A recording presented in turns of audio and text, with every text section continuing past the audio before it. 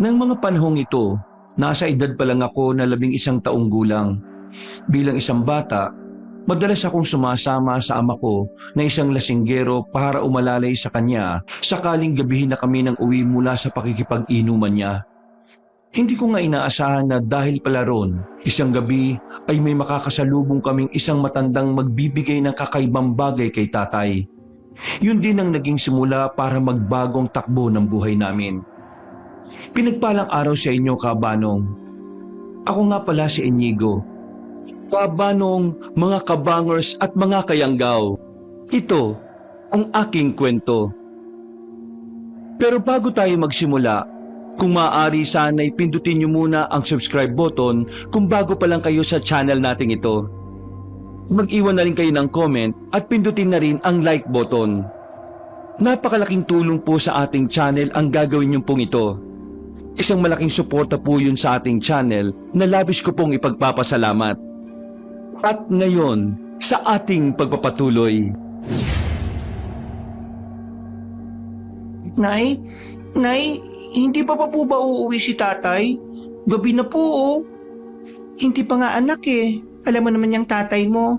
Basta hindi kanya kasamang umaalis eh. Napapadaan sa inuman. Abay, hindi yan uuwi ng maaga. Lalong-lalo na rin kapag hindi nalalasing ng sobra. Si tatay talaga oh. Baka kung ano mangyari sa kanya eh. Madilim pa naman po ang madadaanan niya. Ay nako, ilang beses ko na siyang pinagsasabihan tungkol doon. Sasagot lang naman siya sa akin wala naman nangyayari sa kanyang masama. O kaya hindi naman siya nadadapa kahit pasuray-suray na siya sa paglalakad. Kung kasama niya sana ako ngayon, nakauwi na kami kanina pa. Kaya nga minsan mas mabuting tuwing umaalis ang tatay mo. Sumasama ka anak. Magiging kampante rin akong walang mangyayaring masama sa kanya kapag kasama kanya eh. Dagdag pa ron, nakakauwi kayo ng mas maaga. Oo nga po, Nay. Sa susunod nga na aalis po si tatay, sasamahan ko na po siya. Nataon po kasi kanina na tanghali na rin po ako nagising eh. Kaya hindi po ako nakasama sa kanya. O sige na, Inigo. Ang mabuti pa, hintayin mo na lang ang tatay mo. Mauna na ako magpahinga sa'yo ha. Sakaling dumating siya at gusto niya magapunan, may natira pa naman pagkain sa mesa. Sige po, Nay.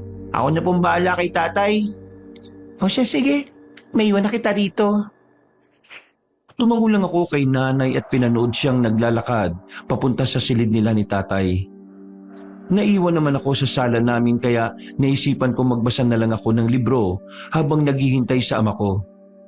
Makalipas ang 10 minuto, may narinig akong mga pagyabag sa labas ng bahay. Walang ano-ano, may kumatok sa pinto kaya agad akong tumayo para buksan yon. Tumambad sa akin si tatay na medyo lasing. Tay, mabuti naman po nakauwi na kayo. Oh anak, bakit hindi ka pa natutulog ha? Hinihintay ko po kasi kayo makauwi eh. Nasan ba ang nanay mo? Nasa silid niyo na po tay at natutulog na po. Nagapunan na po ba kayo? May natira pa pong pagkain dun sa mesa eh. Ihanda ko na po para makakain kayo. Ay, hindi na anak. Nakakain na ako dun sa bahay ng kaibigan ko. Birthday kasi ng anak niya kaya niyaya ako magapunan dun. At syempre, medyo nakipag-inuman na rin ako. Kaya po pala ngayon lang po kayo nakauwi. Oo, Indigo. O sige, pumasok ka na sa silid mo at matulog ka na rin. Magpapahinga na rin ako.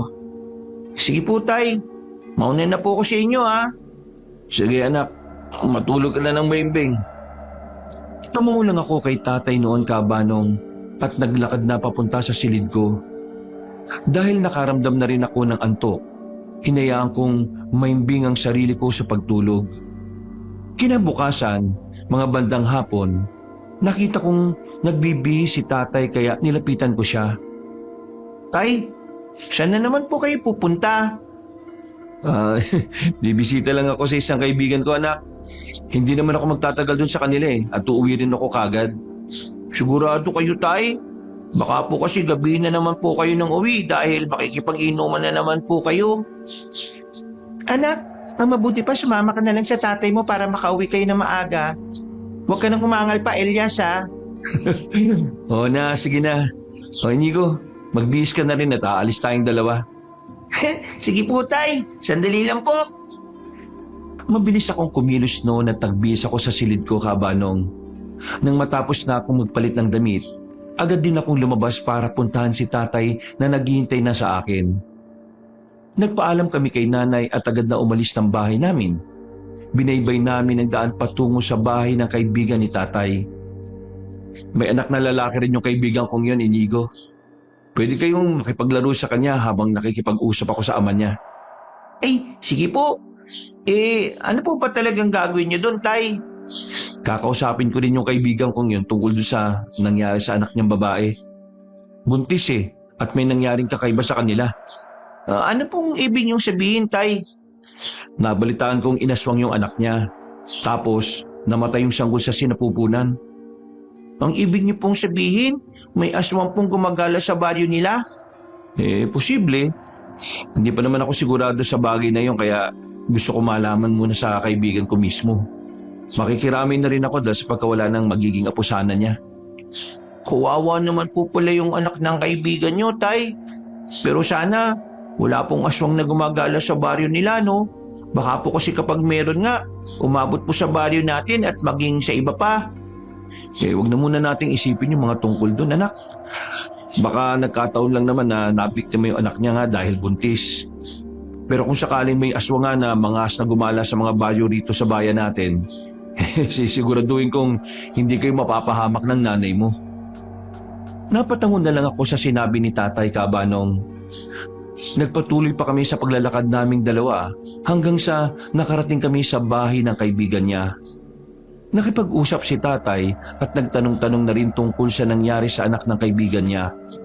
At nakumpirma naming inaswang nga talaga ang babaeng yon dahilan para mamatay ang sanggol sa sinapupunan niya. Iniwan pa kami saglit ng kaibigan ni tatay kaya nagkaroon kami ng pagkakataong makapag-usap. Tay, kung inaswang nga yung anak ni Mang Isko, talaga pong may aswang dito sa baryo nila kung ganun. Ewan ko, anak. Hayaan mo. Pagbalik ni Isko tatanungin ko siya tungkol dun sa bagay na yon. Teka, ayos ka lang ba? Nataon talagang wala rito yung anak niyang lalaki kaya wala ka tuloy makalaro. Ayos lang po.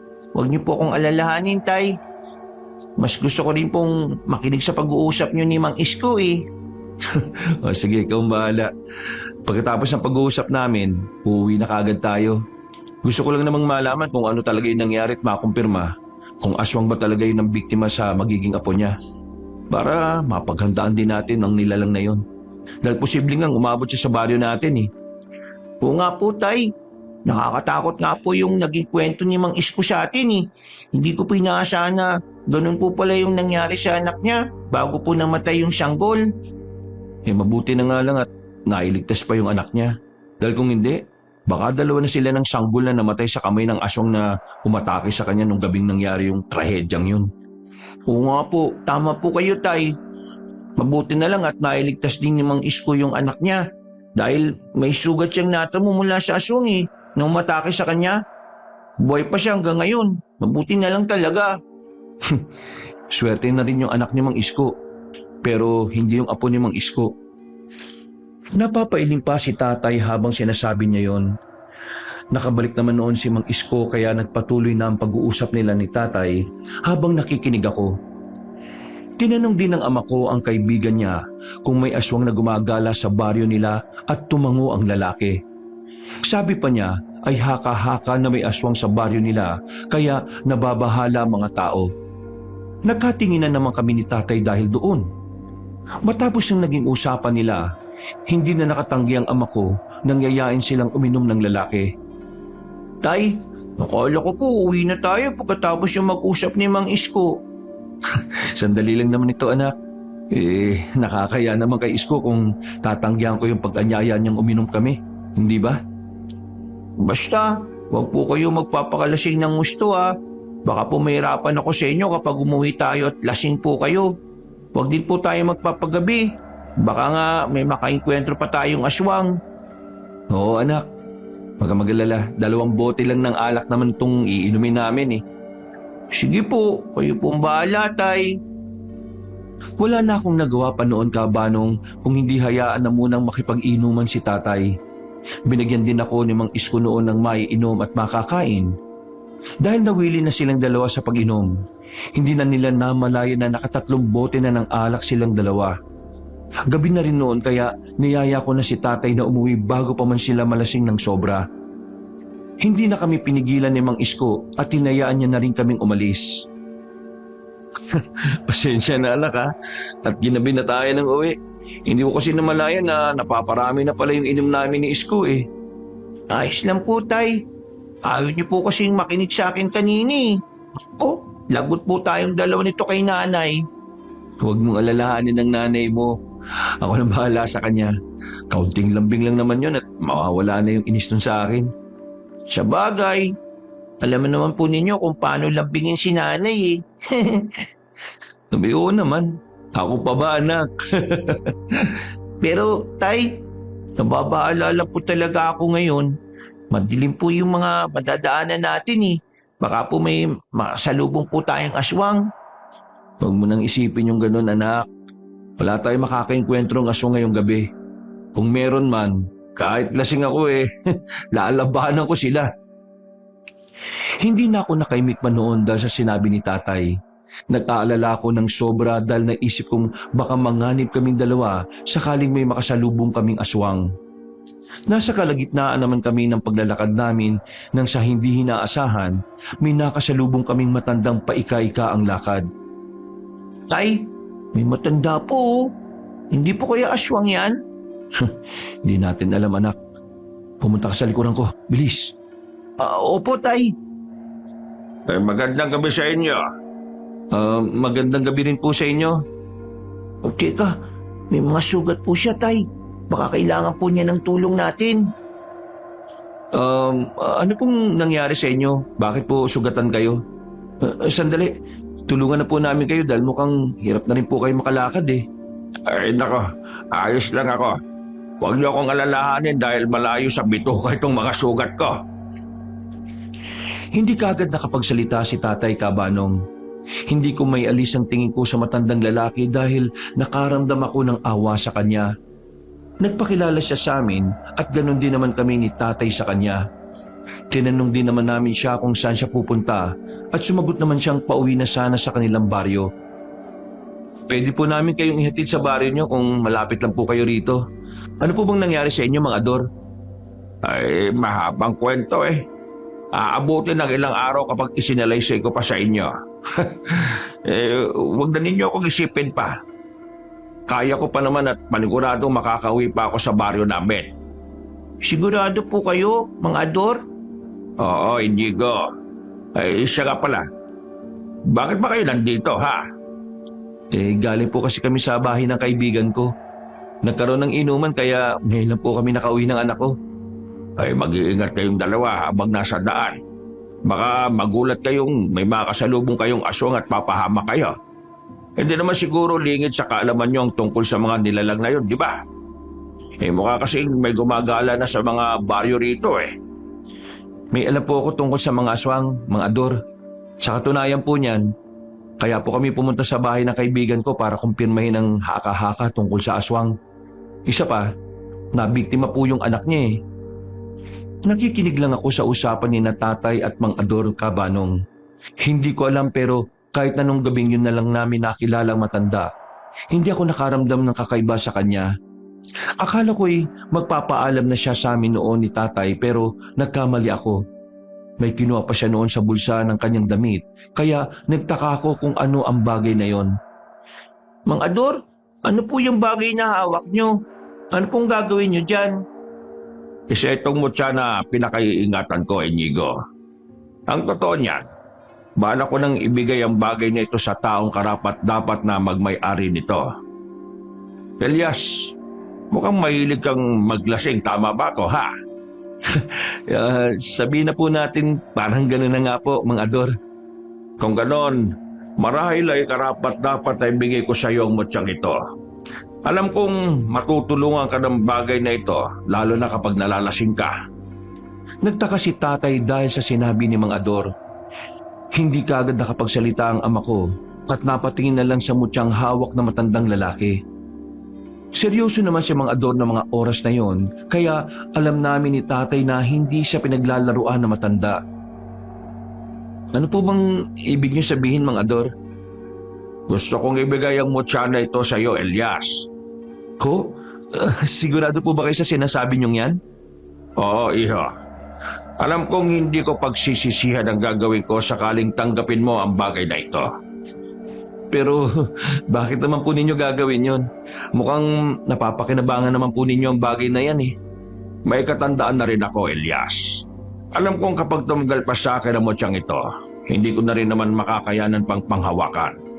Kaya mas pipiliin kong ibigay na lang sa ibang taong alam ko na may busilak na pusong gaya mo ang mutya na ito. Naiintindihan ko po ang ibig niyong sabihin, Mang Ador. Pero ano pong gagawin ko sa mutya na yan gayong naiisip kong hindi ko naman po magagamit yan sa ngayon? Alam kong sasabihin mo ang bagay na yan, Elias. Pero para sabihin ko sa iyo, anumang bagay na hindi mo kailangan sa ngayon, may posibilidad na kakailanganin mo rin sa tamang panahon. Kaya tanggapin mo na ito. Dahil alam kong may tutulong din ito sa iyo. Kung hindi po talaga magbabago ang isip nyo, hindi ko na rin po tatanggihan po ang mutya na yan. Ay sige, Elias. Lunukin mo ito nang sa gayon maramdaman mo ang kakaibang enerhiyang pwedeng ibigay nito sa iyo. Ho? Sige po. Nang makuha ni tatay kay Tandang Ador ang mutya, hindi na siya nagdalawang isip na lunukin ito. Nakatingin na lang sa kanya noon ang matandang lalaki at matapos ng ginawa ng ama ko, napangiti na lang siya. Inakala naming wala nang sasabihin pa si Mang Ador pero bigla siyang nagsalita. Ngayong nasa iyo na ang mutya, mararamdaman mo ang kakaibang lakas at liksi sa panahong kailangan mo na itong gamitin, Elias. Mapoprotektahan mo ang iyong pamilya lalo na ang iyong sarili kahit lasing ka pa. Salamat po, Mang Ador. Pero ano pong ibig niyo sabihin? Ang mutyang yan ay mas makakapagdagdag sa kakayahan mo kapag lasing ka na. Pakaingatan mo ang bagay na yan, Elias. Balang araw, maiintindihan mo rin kung bakit pinili kita bilang bagong tagapangalaga ng bagay na yan. Ano po bang gusto niyong gawin ko bilang kapalit ng pagtanggap ko sa mutyang ito, Mang Ador? Hindi nga ako nagkamali sa pagpili sa iyo. Gayong ramdam ko ang katapangang taglay mo. Magiging isa kang magaling na manunugis ng mga masasamang nilalang at sigurado ko ron. Manunugis ng aswang? Oo, iyo. Nais kong gamitin mo ang mutyang tangan mo para tugisin ang mga aswang na maghahasik ng kasamaan. Nasa paligid lang sila at hindi malabong manalasa sa mga baryo. Maging instrumento sana ang mutya para magawa mong lipulin ang mga nilalang na yon. Pero hindi ko po alam kung paano ko gagawin yun kung sakaling tama kayo sa mga sinasabi ninyo. Paano kung mabigo po kayo sa bagay na yon? At hindi po ako maging isang magaling na manunugis gaya ng iniisip nyo. Magtiwala ka sa sarili mo, Elias. Alam kong kaya mo. Sundin mo lang kung ano man ang gusto mo. Sakaling malagay ka sa pagkakataong kailangan mong magpasya para sa ikabubuti ng lahat. May tiwala ako sa iyo, iho. Kahit hindi ko man buong maintindihan ang mga sinasabi ni Mang Ador kay tatay, alam kong binibigyan niya ng misyon ng ama ko. Naisip kong ang mutyang hawak ni tatay ang magbibigay ng malaking pagbabago sa buhay niya at maging sa amin. Hindi na nakaimik pa si tatay sa mga sinabi ni Mang Ador dahil maging siya ay naguguluhan na rin ng mga oras na yon. Nasa ganoong sitwasyon kami nang biglang umihip ang malakas na hangin kaya napapikit kaming dalawa. Pagkamulat namin, nagulat na lang kami dahil wala na si Mang Ador sa harapan namin. Nagpalinga-linga kami pero hindi na namin siya nakita. Ay, nasa na po si Mang Ador? Hindi ko rin alam anak ni hindi ko nga narinig na humakbang ang Mang Ador na yun. Bago siya nawala nang nagmulat ako ng mga mata ko. Oo nga po nakakapagtaka nga po dahil bigla na lang po siyang nawala. Hindi po kaya hindi tao si Mang Ador? Baka po isa siyang engkanto. Nako, ikaw talaga anak ko. Ano-anong iniisip mo eh. Kaya na lang natin yung mga ador na yon. Ang mabuti pa, umuwi na lang tayo sa bahay. Sige po, Tay. O sige, tara na. Biglang nawala ng kaunti yung tama ng alak sa akin eh. Ano pong ibig sabihin nun, Tay? Dahil sa niluno ko yung mutya na ibinigay ni Mang Ador, parang hindi ako nakainom ng alak dahil wala man lang ako maramdaman kahit kaunting kalasingan. Ang gaan din ang pakiramdam ko ngayon eh, dahil may kakaibang enerhiyang lumulukop sa katawan ko. Baka tama po si Mang Ador sa mga sinabi niya tungkol sa mutya, Tay. Oo nga eh. Teka, pwede ba akong humingi ng kaunting pabor sa'yo anak? Oo naman po. Ano po ba yun? Huwag mo na lang sanang sabihin sa nanay mo yung tungkol sa nangyari ngayong gabi ha. Ayoko kasing mangusisa pa siya sa atin, lalo na sa akin, dahil baka mag-alala rin siya. Ayos lang ba yun sa'yo anak? Opo naman, Tay. Huwag po kayong mag-alala dahil makakaasa po kayong wala po akong sasabihin kay nanay tungkol sa nangyari ngayong gabi. Salamat anak. O siya, bilisan na natin at baka nag-aalala na ang nanay mo sa bahay. Alam kong pagod ka na rin eh. Napatango na lang ako kay tatay bilang tugon. Tahimik na kaming naglakad pa uwi hanggang sa makarating kami sa bahay namin. Naabutan naman namin si nanay na naghihintay sa aming dalawa sa sala. Pagkakita niya sa amin, agad siyang lumapit. Oh, bakit ngayon lang kayo nakauwi? Alam naman ninyong nag-aalala ko sa inyo, lalo na't gabi na ngayon. Huwag ka na magalit, mahal. Nawili lang kasi ako sa pakikipag-inuman kay paring Isko eh, kaya hindi kaagad kami nakauwi. Inigo, di ba sinabi ko naman sa iyo na yayain mong tatay mo na umuwi ng maaga, anak? Kaya nga kita pinasama sa kanya para hindi na kayo gabihin eh. Niyaya ko naman po si tatay, Nay eh. Ayaw po niyang umalis doon. Ilang beses akong niyaya ng anak natin na umuwi, Ellen. Gano'n naman pala ang nangyari. Bakit hindi ka nakinig sa anak mo ha, Elias? Nagkwentuhan nga kami ni Isko tungkol dun sa anak niyang nabiktima ng aswang. Nakakaya namang magpaalam kagad lalo na't mukhang nagkakaproblema pa si paring Isko ngayon. Aswang? Teka, anong ibig mo sabihin, Elias? Oo, Ellen. Buntis kasi yung anak ni paring Isko. Kaya lang namatay yung sanggol sa sinapupunan matapos siyang atakihin ng aswang. Mabuti na nga lang at nakaligtas pa yung anak niyang yun dahil kung hindi, marahil dalawa sila ng sanggol niya yung nabiktima ng nilalang. Diyos ko naman, kawawa naman pala yung anak ni paring Isko. Yun nga rin ang sinabi ko sa kanya kanina. Sobrang natakot ang anak niya dahil sa nangyari kaya hanggang ngayon, hindi pa rin nila makausap na maayos. Parang wala sa sarili at nagwawala habang humahagulgul eh. Natural lang naman yun lalo na't nawalan siya ng magiging anak. Kahit ako makaranas ng bagay na yon, mas malala pa nga siguro ang pwedeng mangyari sa akin eh. Abay, hindi naman mangyayari sa iyo yun, mahal. Alam mo naman na handa akong ipagtanggol ka sa kahit na sino, aswang man o tao. Iniiba mo lang yung usapan para hindi ako mainis sa iyo eh. Kaya nga huwag ka na nga mainis pa. Nakauwi na rin naman kami ng anak mo eh oh. Oo na.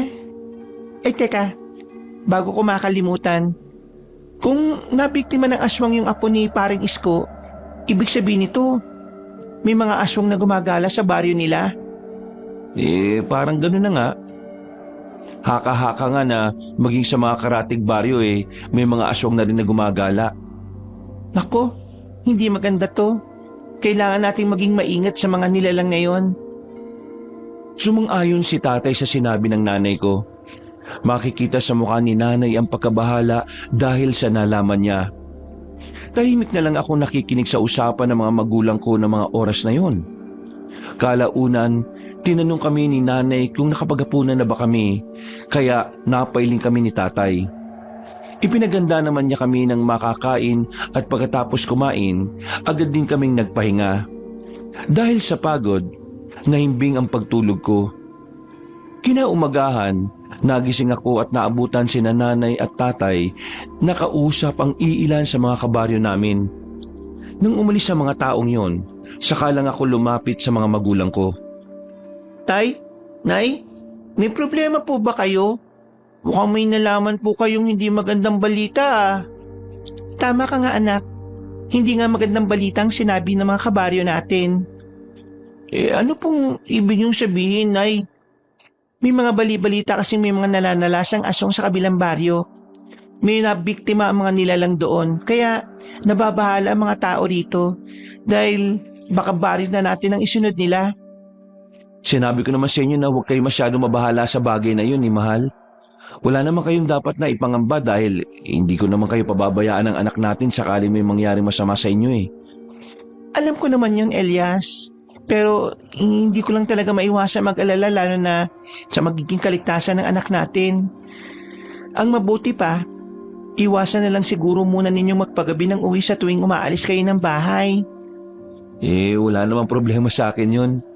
Kung tutusin, pwede namang huwag nang sumama sa akin ang anak natin eh. Hindi naman niya kailangan bantayan kaya sundan ako palagi. Hindi pwede yun. Gusto kong isama mo ang anak mo para may mag-aalalay sa'yo sakaling maglasing ka uli. O siya, kung yan talaga ang gusto mo. Wala na rin naman ako magagawa eh. Susubukan na lang namin umuwi ng maaga kapag umalis kami ng anak natin.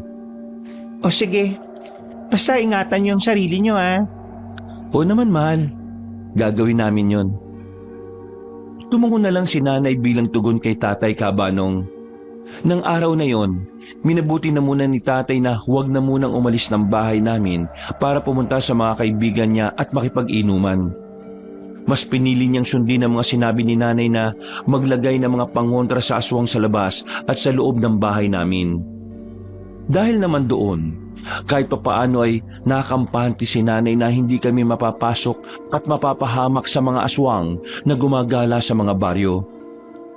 Kinahapunan, habang abala si nanay sa pagluluto na magiging hapunan namin, nasa labas naman kami ni tatay at nagsisibak ng panggatong.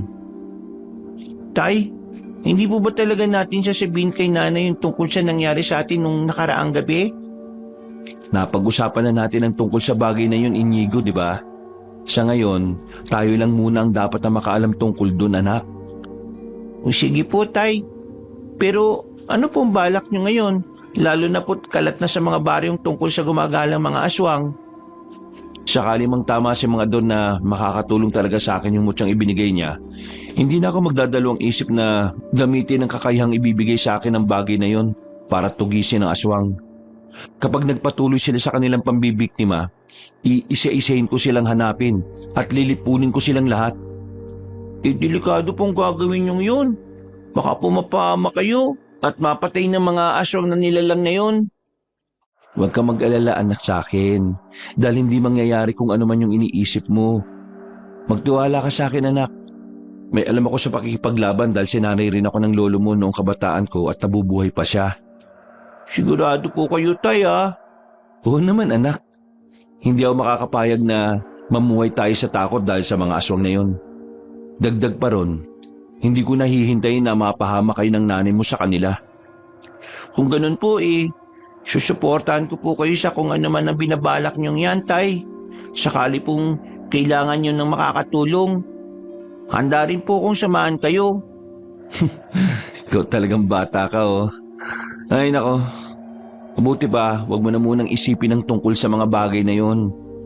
Para maipagtanggol mo rin ang sarili mo, tuturuan din kita makipaglaban. Talaga po, tay? Naku, gusto ko po yun. Para kapag lumaki po ko, maging tulad po ninyo ako sakaling maging isa po kayong magaling na manunugis. Oo naman anak.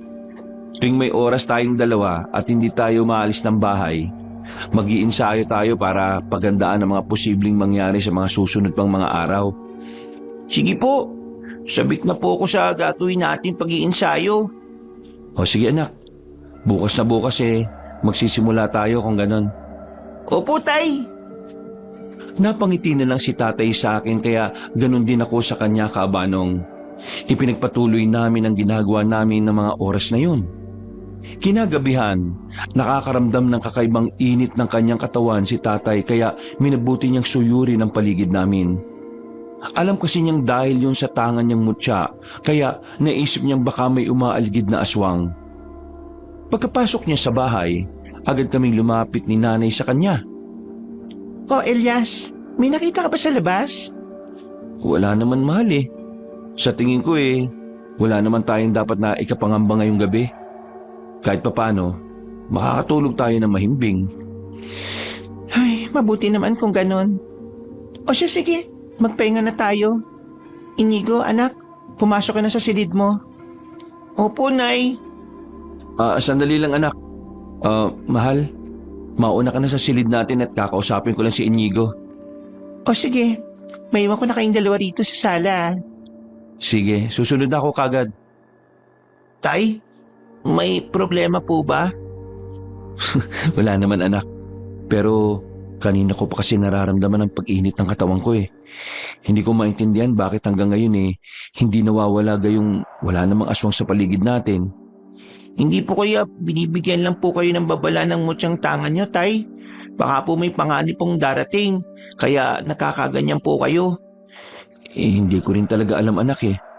Pero naisip ko na baka dahil lang din nagiging mas aktibo na ngayon ang pakiramdam ko tuwing gabi. Simula nang mapasakin to. Baka ganun nga po yun, Tay. Sabi naman po ninyo na wala naman po kayong nakitang aswang na umaaligi dito sa atin, kaya wala na po kayong dapat na ipag-alala pa ngayon. Sabagay, tama ka nga anak. Hindi ko muna pagtutuunan ng pansin yung nararamdaman kong pag-iinit. O siya, ang mabuti pa matulog ka na sa silid mo. Papasok na rin ako sa silid namin ng nanay mo. Sige po, Tay. Naglakad na ako papunta sa silid ko ng mga oras na yon, Kabanong, dahil inaantok na rin naman ako. Pagkaiga ko ay agad ako nakatulog. Kinabukasan, nagsimula si tatay sa pagtuturo sa akin kung paano ang makipaglaban. Nang mga sumunod na araw, nagpatuloy ang pag-ugong ng mga balita tungkol sa pananalasa ng mga aswang. Dahil doon, hindi na muna umalis ng bahay si tatay para makipag-inuman. Hanggang isang beses, dahil gusto ng ama ko na uminom sa bahay, binilan siya ni nanay ng tuba. Naubos naman niya ang 5 bote ng alak kaya nalasing siya. Yang tatay mo talaga hindi titigil sa pag-inom ng alak hanggat hindi nalalasing. Ay naku, bahala siya. Dahil hindi ko siya ililipat sa silid namin sakali makatulog siya dyan sa sala. Magiging maayos naman siguro dyan si tatay dahil dyan po siya sa mahabang silya matutulog, Nay. Oo, anak. Mas mamuti na rin dito sa bahay natin siya uminom dahil kahit ilang bote pang maubos niya at malasing siya ng sobra, alam kong hindi siya mapapahamak. Diretso na ang tulog niya kahit saan man siya abutin ng kalasingan niya dyan sa sala natin. At hindi na niya kailangan maglakad sa madilim na daan para makauwi. Oo nga po, Nay. Kahit papano kampante po tayo na hindi siya mabibiktima ng mga gumagalang aswang. Tama yung sinabi mo, Inigo. O teka, bakit hindi ka pa ba rin natutulog? Maya-maya na lang po siguro, Nay. Hindi pa po ako dinadalaw ng antok eh. O sige, ikaw na munang bahala. Mauna na ako sa inyo, anak ha. Ikaw na munang bahala dyan sa tatay mo. Tulungan mo na lang siyang pumasok mamaya sa silid namin sakaling matapos siya sa kanyang pag-inom ng alak. Sige po, Nay. Ako na pong bahala kay tatay. Pupuntahan ko na lang po siya para kausapin. Napatango na lang si nanay sa akin at naglakad na siya paalis, Kabanong. Nang wala na siya, pinuntahan ko naman kaagad si tatay. Napansin ko naman kaagad na wala na ring laman ng 1 bote ng alak na nasa harapan niya. Nakayuko naman siya noon dahil sa kalasingan. Nang maramdaman naman niya ang presensya ko, napatingin siya sa akin at napangiti. O anak, ikaw pala yan. Nakala ko aswang na Tatay naman, mabuti na nga lang po at hindi niyo ako sinugod kaagad Ano po, tapos na po ba kayong uminom, Tay? Oo anak, naubos ko na yung mga inumin ko. Maya-maya papasok na rin ako sa silid namin ng nanay mo para magpahinga. Teka, tulog na ba siya? Siguro po, Tay. Halika, aalalayan ko na po kayo sa pagpasok niyo sa silid ninyo. Baka po kasi matumba kayo Nako, hindi mangyayari yun anak. Kahit gaano pa kalasing si tatay mo, hindi ako mapapatumba ng alak, no? Naku, tatay, Kaya pala minsan kahit saan na po kayo natutulog kapag nasobrahan na kayo sa kalasingan. Kaya nga po nag-aalala po sa inyo si nanay kapag mag-isa lang kayong umuwi. Tapos lasing pa, dahil baka kung saan lang po kayo makatulog. Ikaw talagang bata ka, oh. O siya, halika, alalayan mo na nga ako. Matutulog na rin siguro ako. Opo, pero wala po ba kayong nararamdamang kakaiba ngayong gabi, Tay? Wala naman anak. Hindi naman ako nag-iinit eh. Mabuti naman po kung ganun. Kahit papano wala po tayong aalalahanin na baka may aswang po sa paligid natin ngayong gabi. Abay, wag lang magkakamaling sumugod ang mga aswang na yun dito, no? Hindi ko sila aatrasan kahit lasing ako. O nga po, Tay, lalo na't sabi po ni Mang Ador mas matutulungan kayo ng mutsang ibinigay niya kapag nalalasing kayo. Kaya nga, gusto ko rin sanang masubukan kung totoo yun eh. Pero mukhang hindi pa mangyayari yun ngayon.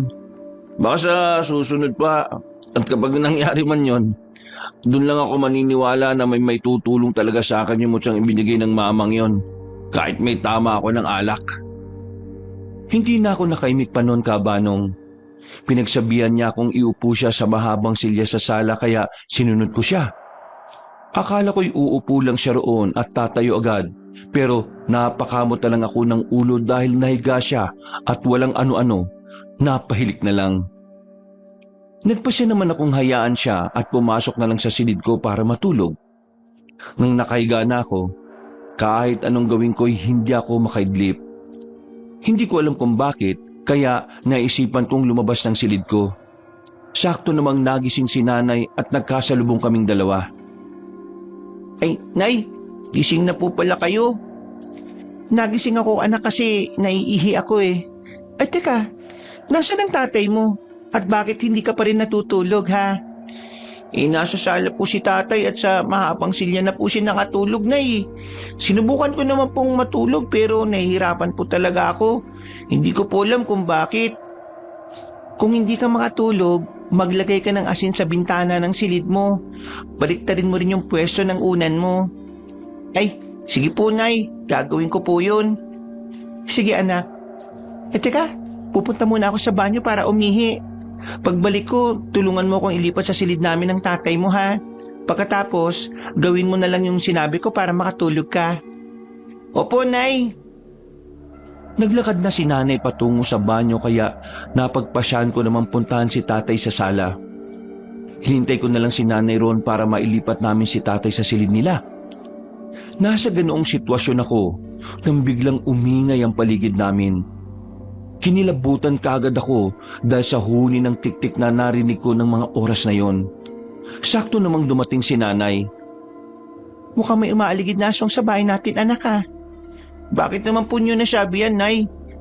Sa pagkakaalam ko, kapag mahina ang paghuni ng tiktik, nasa paligid lang ito. Pero kapag naman malakas, nasa malayo pa. Kung totoo po yung sinasabi niyo, may posibilidad po talaga na nasa paligid lang po natin ng aswang? Oo, anak. Hindi ako pwede magkamali sa bagay na yon. Teka, lalapit ako sa bintana para silipin ang labas ng bahay. Baka sakaling may makita akong aswang na nagmamatsyag lang sa atin. Sige po, Nay. Kayo po ang bahala. Gigisingin po natin si tatay sakaling may makita po kayong aswang sa labas. Tinanguan lang ako ni nanay at sumilip na siya sa bintana. Hindi naman ako gumagalaw sa kinauupuan ko hanggang sa narinig ko ang ina ko na tinawag ako. Dahil doon, mabilis akong lumapit sa kanya at gaya niya sumilip din ako sa bintana. Itinuro naman ni nanay ang bahagi kung saan may natanaw siyang bulto ng tao. Hindi kaya aswang yung nakikita natin, anak? Siguro nga po, Nay.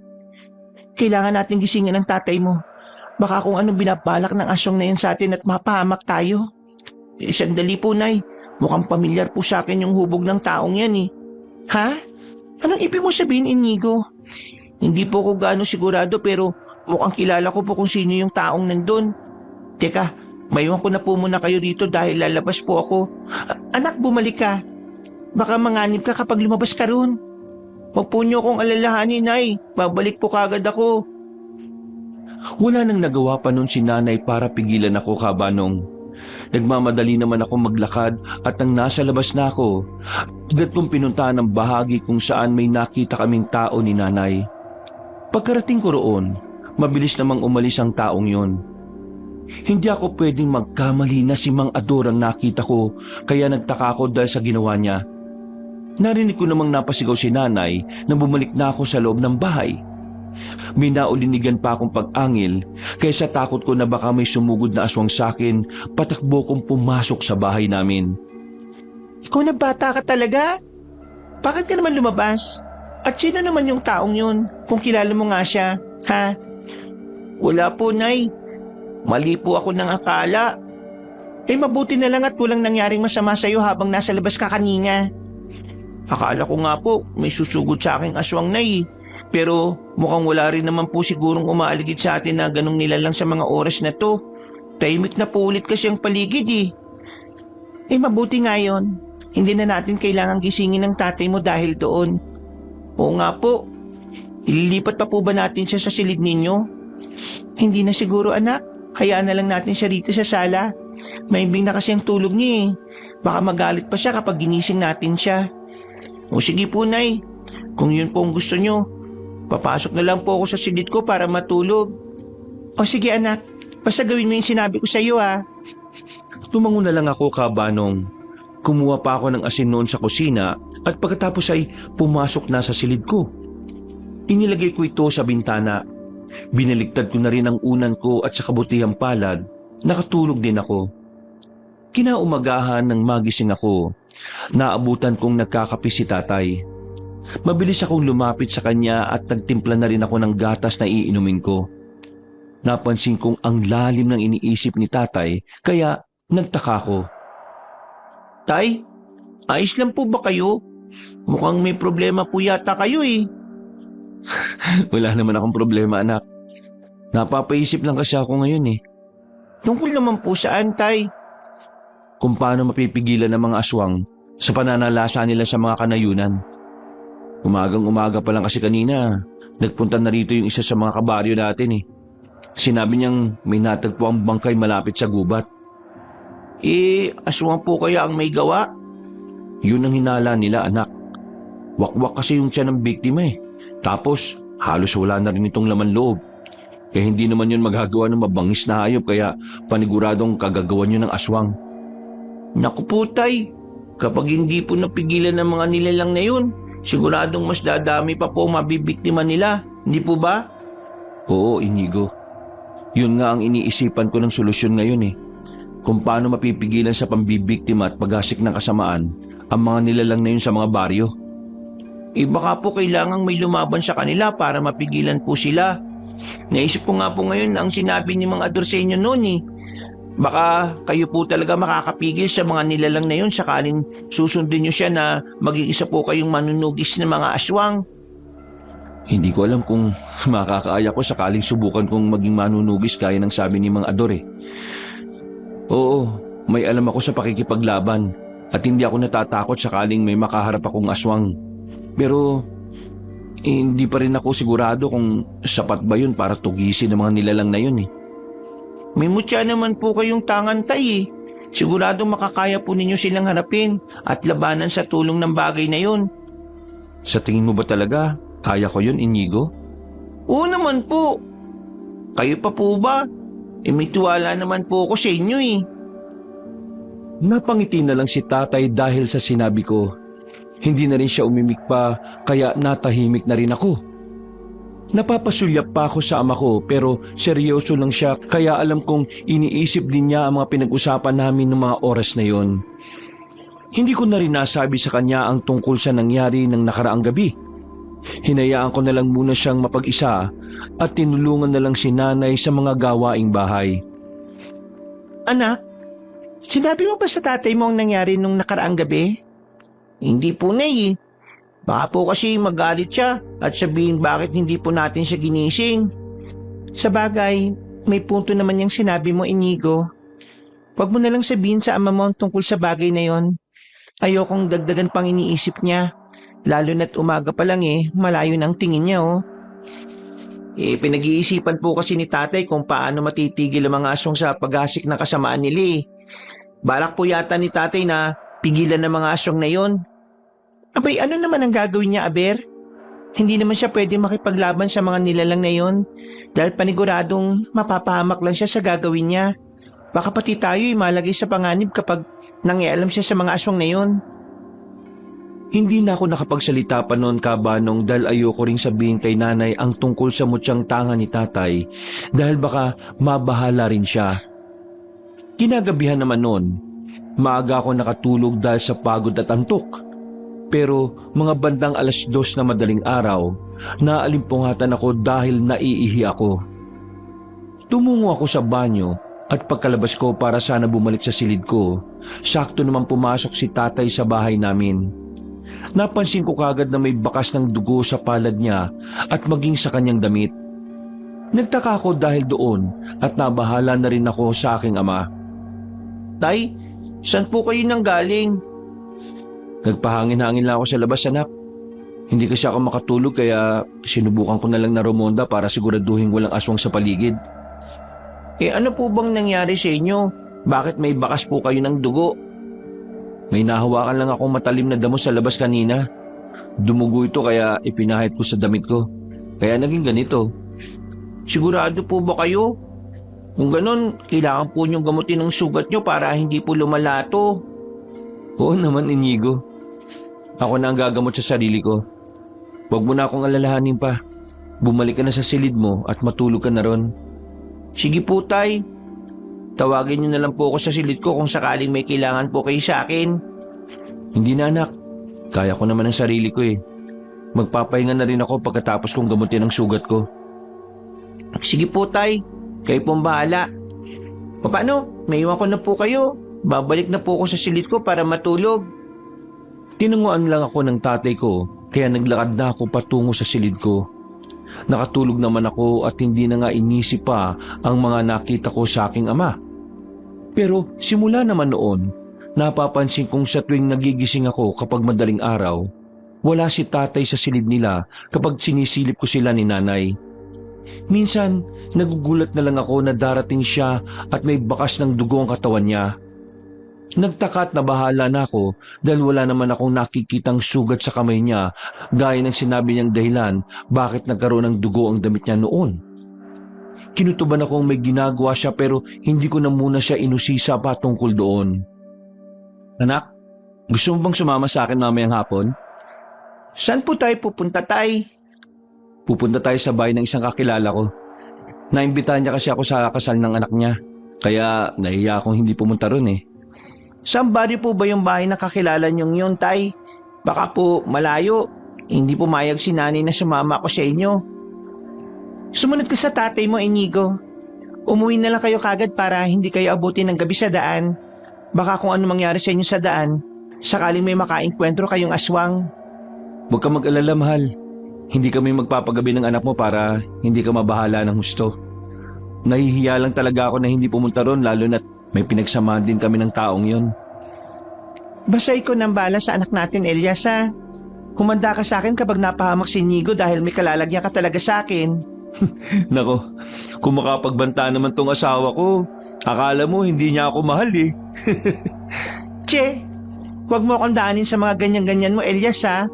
Akala mo hindi ko alam na may balak ka na namang uminom ng alak sa pupuntahan niyo ng anak natin. Hindi naman maiiwasan yun, mahal. Pero hindi ako magpapakalasing dahil uuwi naman kagad kami ng anak mo eh. Siguraduhin mo lang, Elias, ha? Oo na po. O anak, payag na ang nanay mo kaya sasama ka sa akin mamaya ha. Sasabihan na lang kita kapag aalis na tayo. Opo, tay. Kinahapunan nga noon, gaya ng sabi ni tatay, ay umalis kami ng bahay namin patungo sa baryo ng kanyang kakilala. May dala pa siyang itak noon dahil ayon sa kanya, mas mabuti nang handa siya sakaling gabihin kami ng pag-uwi. Nang makarating kami sa bahay ng kakilala ni tatay, inayayahan nila kaming kumain. Hinayaan ako ni tatay na kumuha ng makakain at siya naman ay dumiretso naman sa inuman kasama ang kakilala niya at maging ang iba pang umiinom doon. Nasa tabi niya lang ako noon habang kumakain ako. Ayos ka lang ba, anak? Opo, Tay. Busog ka na ba o gusto mong kuhaan pa kita ng pagkain doon? Hindi na po, Tay. Busog na po ako. Sigurado ka ba? Oo naman po, Tay. Pagkatapos ko pong kumain, ilalagay ko na lang po yung pinggan na ginamit ko tapos babalik po ako dito sa inyo. Wala naman po kasi ako makakalaro rito dahil walang ibang bata dito. Oh, sige, ikaw ang bahala. Makikipagsabayan lang ako ng inuman sa mga ito pero uuwi din tayo bago dumilim. Sige po, Tay. Natapos na akong kumain noon, kaya ginawa ko kung ano man ang sinabi ko kay tatay. Nasa tabi lang talaga niya ako habang nakikipag-inuman siya at nakikinig sa pinag-uusapan nila ng mga kasama niya. Sakto namang tungkol sa pananalasa ng mga aswang ang napag-uusapan nila noon, kaya napukaw rin ang interes ko. Napag-alaman ko mula sa mga kainuman ni tatay na ilang bangkay na raw ang natagpuan sa mga baryo. Nagtataka ang iba sa kanila dahil hindi naman aswang ang may gawa ng pagpatay sa mga taong yun. Naisipan nila na baka aswang naman ang namamatay dahil may tumutugis na sa mga ito. Anak, mas mabuti na ring unti-unting nababawasan ng mga aswang. Kung tama ang mga kainuman ko na may tumutugis at mapatay sa kanila, baka sa susunod tuluyan na silang maubos.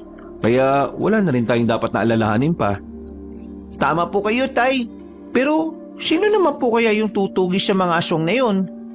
Yan ang hindi natin alam. Baka may ibang taong lumalaban sa kanila, gayong ayaw rin niyang mambiktima pa ang mga nilalang na yon. Narinig naman ng ibang mga kainuman ni tatay ang sinabi niya, kaya sinang-ayunan din siya ng mga yon. Nagpatuloy pa ang kanilang pag-uusap tungkol sa mga aswang at sa patayang nagaganap sa baryo. Tahimik lang ako noon pero kinukutuban akong may kinalaman ng aking ama sa mga nangyayari. Hindi na namin namalayan ng oras at nawili na si tatay sa pakikipag-inuman. Nang mapansin namin na medyo madilim na ang paligid, napagpasya na ni tatay na magpaalam na sa kakilala niya. Hindi naman kami pinigilan ng taong yun kaya umalis na kami ron. Tatay kasi, kanina ko pa po kayo niyayayang umuwi pero ayaw nyo. Ayan tuloy, inabot na naman tayo ng gabi. Medyo lasing na po kayo sa alak kaya pareho na naman po tayong lagot nito kay nanay. Huwag mong isipin ang nanay mo, Inigo. Akong bahala sa kanya, no? Basta pagkarating natin sa bahay, diretso ka na ng silid mo para hindi ka na mapalo ng nanay mo. Ito yun naman po kasi, parang ayaw nyo na pong umalis dun. Nakakaya naman kasi sa mga kasamahan ko sa inuman. Isa pa, anak, minsan lang naman din naman ako makipag-inuman ngayon simula nung umugong yung mga balita sa mga aswang-aswang na yun Alam ko naman po yun, Tay. Pero totoo po ba yung mga napag-usapan nyo kanina tungkol sa mga aswang? Hindi ko rin alam, anak Pero ayon nga sa kanila, may nakita naman silang bangkay ng mga tao na hinila nila at hindi na biktima ng mga nilalang na yun. Baka nga mga aswang talaga yun na pinaslang ng mga tumutugi sa kanila. Sana nga po, Tay, para naman po maubos na rin yung mga nilalang na yun. Kapag nawala na po sila sa mga baryo dito sa atin at hindi na po sila nang bibiktima, hindi na po matatakot at mababahala ang mga tao kapag sumasapit na yung gabi. Oo, tama ka dun, anak. Kaya mo, darating din ang panahon na mauubos ang mga aswang na yon. Sinisiguro ko sa iyo, anak. Manguna lang ako bilang tugon kay tatay. Mas lumakas naman noon ang kutob ko na may alam ang ama ko sa mga nangyayari. Nasa kalagitnaan naman kami ng paglalakad naming dalawa nang harangin kami ng isang lalaki. Hindi kami pamilyar ni tatay sa taong yon kaya nagtaka kami kung anong kailangan niya sa aming magama. Tay, mukhang may hindi magandang gagawin sa atin ng lalaking yan. Huwag kang mag-alala, anak. Akong bahala sa kanya. Ikaw, sino ka? Anong kailangan mo sa amin ng anak ko? Hindi mo na dapat pagmalamat kung sino ko. Wala akong kailangan sa anak mo pero sa'yo meron. Ano naman yun kung ganon? Babalaan na kita na kung hindi mo ititigil kung ano man ang ginagawa mo. Hindi kami magdadalawang isip na idamay ang pamilya mo. Baka magulat ka na lang pag uwi mo sa bahay nyo. Wala na sila. at nakahiwalay na ang ulo nila sa kanilang mga katawan. Ha? Hindi kita maintindihan. Ano ba talagang gusto mong iparating sa akin? Isa pa, huwag mong susubukan na galawin ang pamilya ko. Lalo na kung wala naman akong kasalanan sa iyo. Dahil may kalalagyan ka talaga sa akin kapag ginawa mo kung ano man yung sinasabi mo. Huwag kang magmaang-maangan pa. Alam mo kung anong tinutukoy ko na dapat mong tigilan. Hindi namin palalagpasin ang pagpaslang mo sa mga kasamahan namin. Tay, ano pong sinasabi ng lalaking yan? Hindi ko rin alam anak eh. Pero huwag ka mag-alala. Dahil hindi ko hayaang mangyari sa inyo ng nanay mo kung ano man ang sinasabi niya. Hindi pala alam ng anak mo ang ginagawa mo tuwing gabi. Pwes, ngayon malalaman niya na yon. Kung ayaw mong sundin ang gusto ko mangyari, wawakasan ka na lang namin para wala na rin kami maging problema pa. Hindi ko alam pero nakaramdam ako ng kakaibang takot dahil sa sinabi ng lalaki, Kabanong. Napatago naman ako sa likuran ni tatay. Kinuha naman ng aking ama ang itak sa kaluban niya at mahigpit niyang hinawakan yon. Napapangisi naman noon ng lalaking kaharap namin. Nasa ganoong sitwasyon kami nang makarinig kami ng sunod-sunod na pag-angil. Napahawak naman ako ng mahigpit sa damit ni tatay dahil sa mga nangyayari. Tay, mukhang aswang po ang narinig nating umaangil. Baka sugurin po tayo ng mga nilalang na yon. At kung ano pong mangyari sa atin dito. Huwag kang matakot anak. Hindi ko hayaang may mangyari masama sa iyo rito. Alam ko kung mag-isa ka lang, may posibilidad na makakaya mo kaming labanan. Pero kapag kasama mo ang anak mo, paniguradong siya ang uunahin mo. Kaya siya rin ang pupuntiryahin namin. Hindi ko man alam kung anong binabalak niyong gawin sa amin ngayon. Pero hindi ko kayo papayagang magtagumpay. Ako ang kalabanin niyo at huwag niyong idamay ang anak ko. Depende rin yun sa magiging sitwasyon. Kinilaputan ako dahil sa ginawa ng lalaking kaharap namin, Kabanong. Ilang sandali pa, nagsidatingan ang mga mabalahibong nilalang na merong nagbabagang mga mata. Kinumpirma ni tatay na aswang ang nasa tapat naming dalawa ng mga oras na yon. Kaya napalunok ako. Pinagsabihan naman ako ng aking ama na bahagyang umatras kaya sinunod ko ang sinabi niya. Walang ano-ano naman. Napansin din namin na unti-unting nagbabagong anyo ng lalaking kausap namin. Makalipas pa ang ilang minuto, tuluyan na rin siyang naging isang aswang. Kaya pala gusto mong tigilan kung ginagawa ko sa mga kauri niyo. Pwes, nagkakamali kayo kung masisindak niyo ako dahil sa banta niyong idadamay niyo ang pamilya ko. Hindi kami nagpipigil sa kung ano man ang gusto namin gawin. Kaya kung sinabi kong papatay namin ang pamilya mo, gagawin namin ito. Pwes, nagkakamali kayo ng binangga ninyo. Hindi ko kayo uurungan hanggang sa maubos kong malipol ang buong angkan ninyo. Noon din, nakumpirma kong hinala kong si tatay ang tumutugis at pumamatay sa mga aswang tuwing gabi. Napagtanto ko rin kasing kaya siya umaalis ng bahay namin at madaling araw na akong umuwi dahil doon. Naisip ko rin ang bakas ng dugo na madalas kong nakikita sa damit niya ay nakukuha niya mula sa pakikipaglaban sa mga aswang. Dahil alam kong hindi rin basta-bastang nagpapatalo si tatay sa mga nilalang na kaharap namin noon. Nakampante ako. Nagsiangilan naman ang mga aswang na naroon. Walang ano-ano, sumenyas na ang lalaking aswang sa mga kasamahan niya kaya sinugod naman ng mga ito si tatay. Tay, mag-iingat po kayo sa mga nilalang na yan. Huwag po kayo magpapatalo sa kanila, ha? Huwag kang mag-alala anak. Hindi nila ako matatalo. Heto, kunin mo ang punyal na ito nang sa ganun maprotektahan mo rin ang sarili mo. Huwag niyong hayaang mabuhay pa ang lalaking yan. Kailangan mapaslang siya dahil yun ang gusto ng ating pinuno. Nagsiangilan ng mga aswang bilang pagsang-ayon sa lalaki. Dahil inihagis naman ni tatay ang isang punyal na dala niya malapit sa akin, hindi na rin ako nagdalawang isip na kunin yun. Nakikipaglaban na rin si tatay noon sa 3 aswang na sumugod sa kanya. Naging alerto naman ako dahil inisip kong baka sugurin din ako ng mga kalaban kaya hindi dapat ako maging pabigat kay tatay at makikipaglaban din ako sa kanila. Hindi ako nagkamali sa isipin yon dahil inatake ako ng isang aswang. Mag-iingat ka, Inigo! Huwag mo nga masaktan ka ng mga aswang na yan, anak! Kapag napas lang ko ang mga kalaban ko, tutulong ako sa iyo! Susubukan ko po, tay. Huwag niyo po akong alalahanin.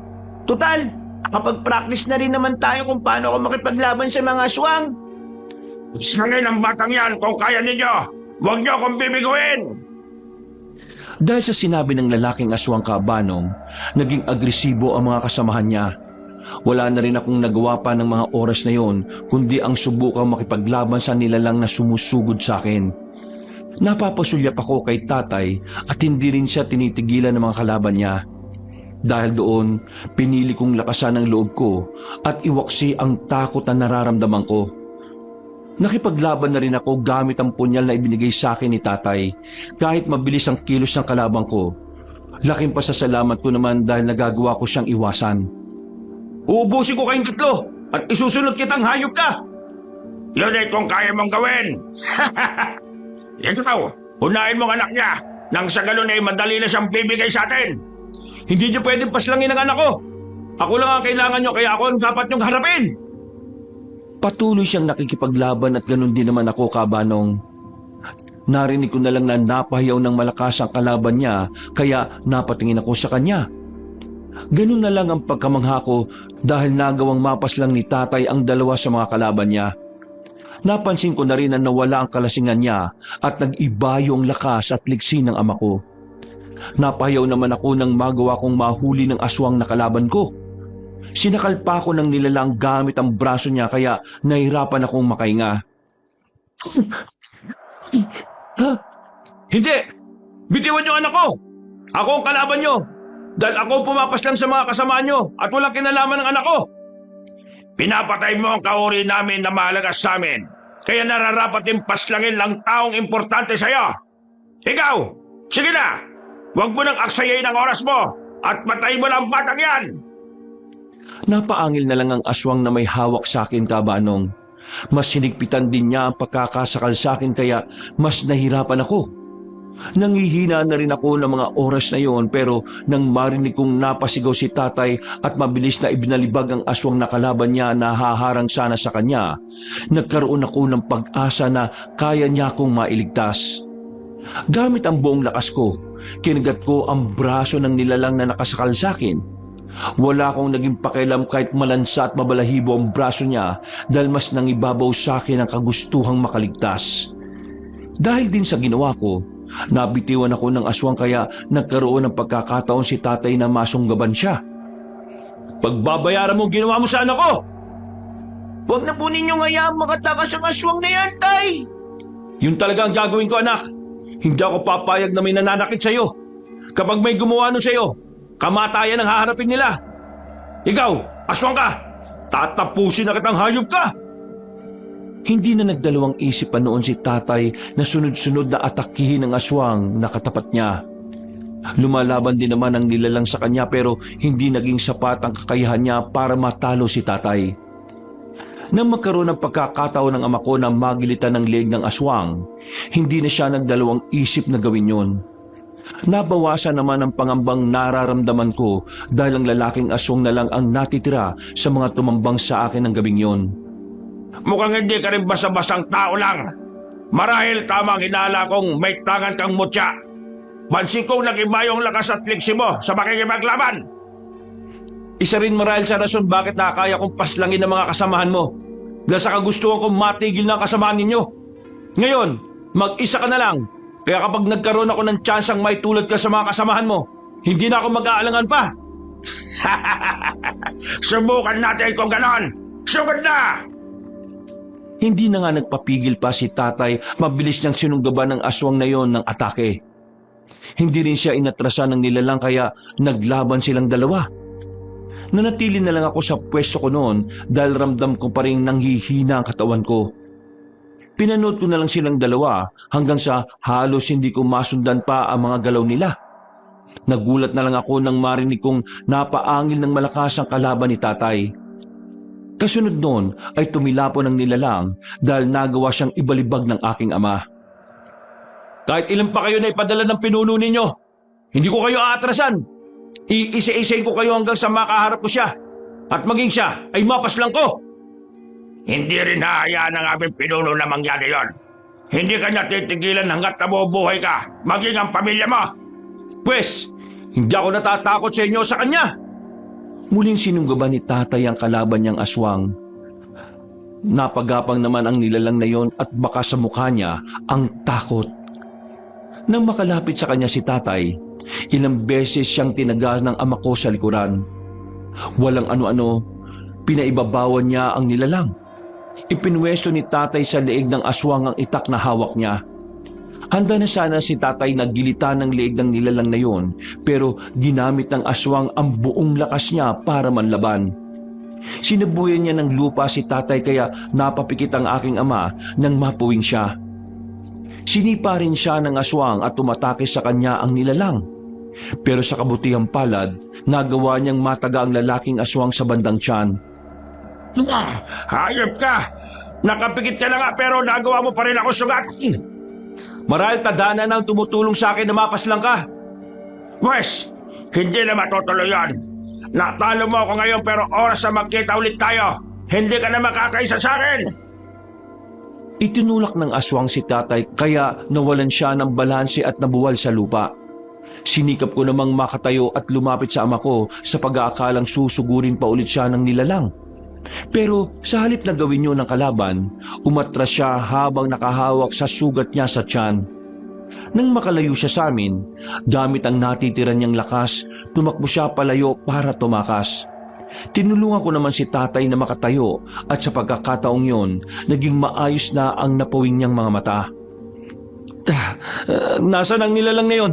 Papatayin ko siya at itutulot ko siya sa mga kasamahan niya. Tay, wala na pong aswang. Tumakas na po siya. Hindi ko dapat hinayaang mangyari yun, anak. Pero kahit naman na makatakas siya ngayong gabi, hindi na rin tatagal ang buhay niya. Gayong nagawa ko siyang puruhan. Hindi madaling gagaling ang mga sugat niya sa likuran niya.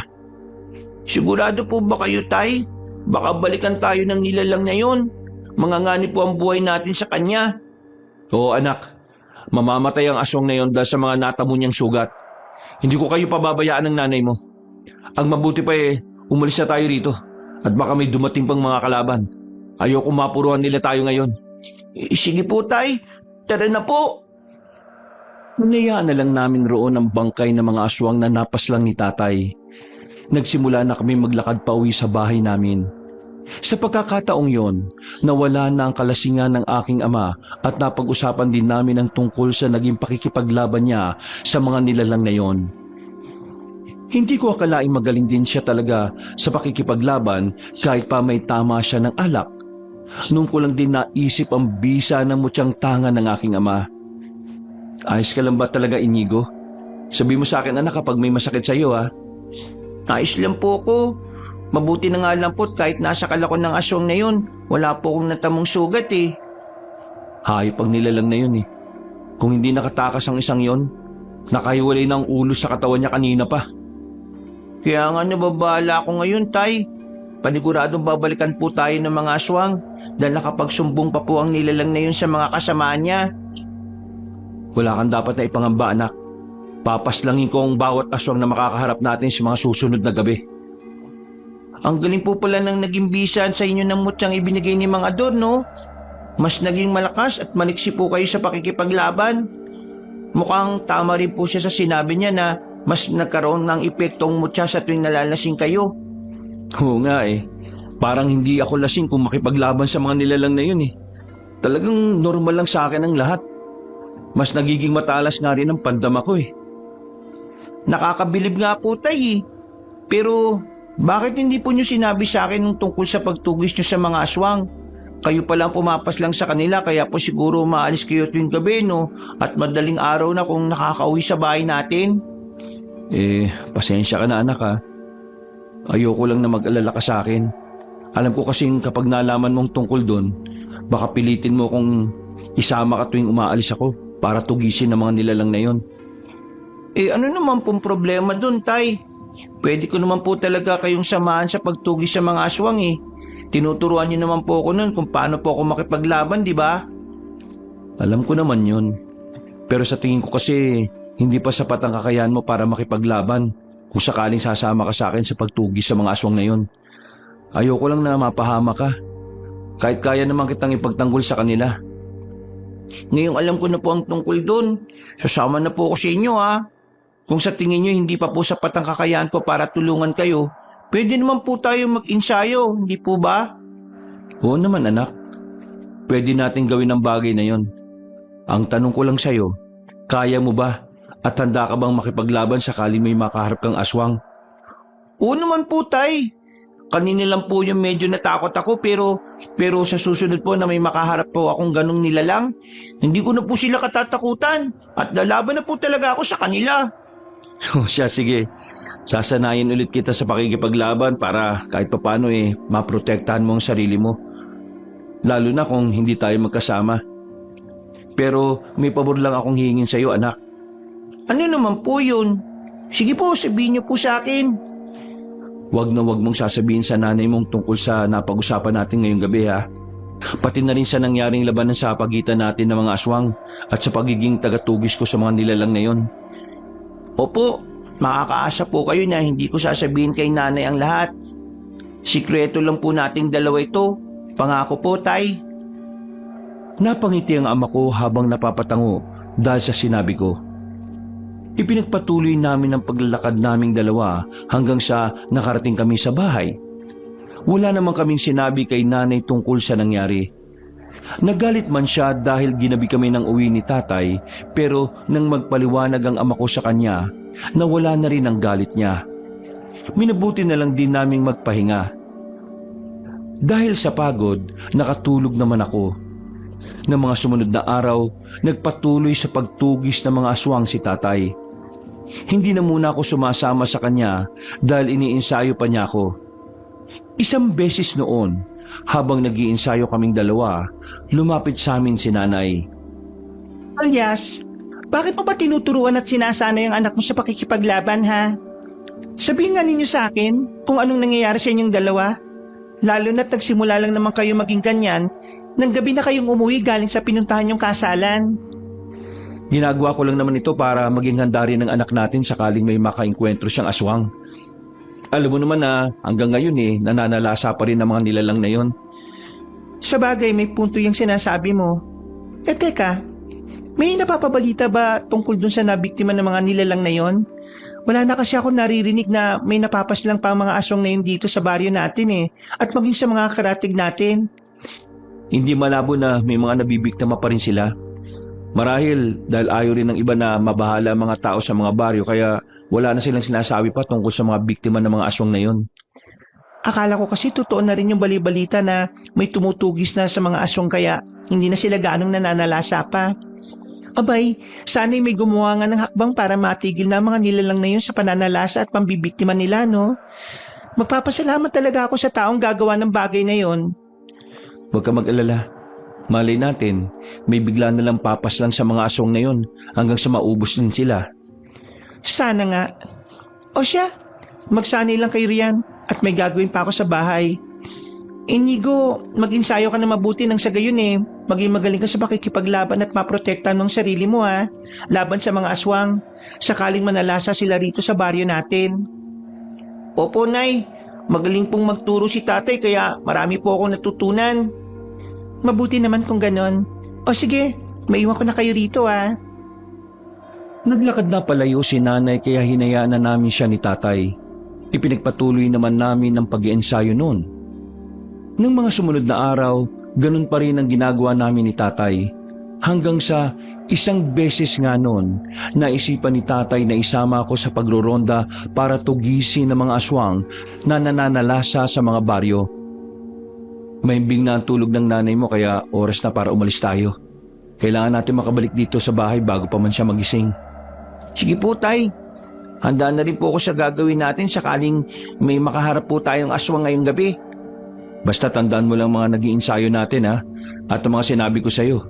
Siyempre, una sa lahat dapat maging matapang ka at huwag ka matakot sa mga nilalang na yon.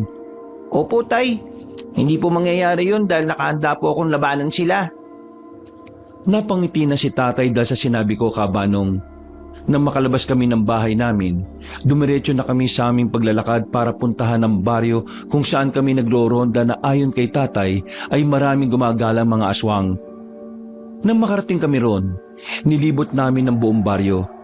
Tahimik naman doon at sa kabutiang palad, wala kaming nakaengkwentrong aswang. Mukhang nakakaramdam na rin talaga ang mga aswang na yun Kaya ilang gabi na rin silang ilap sa akin. Ano pong ibig niyong sabihin, Tay? Halos ilang gabi na rin kasi akong walang nakakalabang mga aswang Marahil dahil alam nilang nagro-ronda ako para tugisin sila. Kaya nagiging maingat na rin sila ngayon. Baka natatakot sila na tuluyan yung maubos yung angka nila kaya hindi na po muna sila nananalasa ngayon sa mga baryo. Siguro nga anak. Nagpapalamig pa siguro ang mga aswang na yun. Akala naman nila titigil ako sa pagtugi sa kanila dahil sa ginagawa nilang to. Pues, mas paghahandaan ko pa sila. Ano na po ngayon ang gagawin natin, Tay? Di uuwi na lang tayo. Wala tayong mapapala ngayong gabi sa mga aswang na yun dahil hindi ko rin naman ramdam ang presensya nila sa paligid O sige po, baka sa susunod na gabi po sila aatake ulit. Tama ka anak. Paghahandaan natin ang muli nilang pag-atake. Hindi na ako umimik pa noon nung naglakad na kaming dalawa pauwi sa bahay namin. Mabuti na lang at hindi pa nagigising si nanay na makarating kami sa bahay kaya wala kaming poproblemahin. Nang sumunod na gabi, nagpatuloy pa rin kami ni tatay sa pagroronda. Madalas na niya akong sinasama pero wala kaming nakakasalamuhang mga aswang. Hanggang sa isang beses noon, naiwan ako dahil nakipag-inuman si tatay sa bahay ng isang kabaryo namin. Madilim na pero hindi pa rin sila nakakauwi. Anong oras kaya uuwi si tatay, Nay? Hindi na nga rin ako mapakali ngayon Pakiramdam ko may hindi magandang mangyayari sa tatay mo. Kung ganun, puntahan ko na po siya. Pauwiin ko po siya. Kukuha lang po ako ng patalim. Teka anak, gabi na at baka kumapano ka pa sa daan. Huwag niyo po akong alalahanin, Nay. Kaya ko na po ang sarili ko. Magdadala naman po ako ng itak para may panlaban po ako kapag may humarang pong aswang sa akin. Dito lang po kayo sa bahay at ako na pong bahala kay tatay. Sigurado ka ba? Pwede naman kitang samahan papunta ron Opo, may iwan na lang po kayo dito sa bahay. Baka po biglang dumating si tatay sakaling hindi po kami magkasalubong sa daan. Wag po kayo mabahala. Wala pong mangyayaring masama sa akin. O sige po, alis na po ako, Nay. O sige, mag-iingat ka anak Bumalik ka na lang dito sa bahay kapag alam mong manganganib ka. Opo, Nay. Sige po, paalam po. Kinawayan ko na lang noon si nanay nang medyo nakakalayo na ako sa bahay namin. Nakahawak lang ako ng maigpit sa ita ko habang naglalakad. Nagiging alerto rin ako dahil naisip kong baka may biglang sumugod sa akin. Pero sa kabutihang palad, hanggang sa nakarating ako sa bahay ng kabaryo namin kung saan nakikipag-inuman si tatay. Nang makita ko siya ay agad akong lumapit sa kanya. Napansin kong medyo lasing na rin siya noon. O anak, anong ginagawa mo rito? Nag-aalala na po kasi si nanay sa inyo kaya nagpunta na po ako dito para sunduin po kayo. Uwi na po tayo, Tay. Anak, hindi pa ako pwedeng umuwi. May kutob kasi akong may mangyayaring hindi maganda rito ngayong gabi. Ano pong ibig niyong sabihin, Tay? Basta anak, halika nga rito. Mag-usap muna tayo ron. Sandali lang mga kasama Kakausapin ko lang muna tong anak ko. Nagsitanguan lang ang mga kasama ni tatay sa inuman kabanong. Noon din ay napatingin ako sa isang lalaking kainuman ng aking ama. Nangunot ang noo ko dahil hindi pamilyar sa akin ang mukha ng lalaking yon. Napaisip ako na baka dayo. Bagya nga kaming lumayo ni tatay mula sa mga kainuman niya. Tay, bakit kailangan dito pa po tayo mag-usap? Umuwi na lang po tayo sa bahay natin. Hindi, Inigo. Kailangan ko manatili rito hanggat hindi umaalis ang binatang kasama namin sa inuman. Bakit naman po? Nagiinit ang pakiramdam ko simula nang dumating siya kanina Kaya masama ang kutob ko sa kanya. Hinala ko, isa siyang aswang at baka kung may anong gawin siya dito, ay kapapahamak ng mga tao narito. Baka mambiktima siya at hindi ko pwedeng hayaan na lang siyang gawin yun.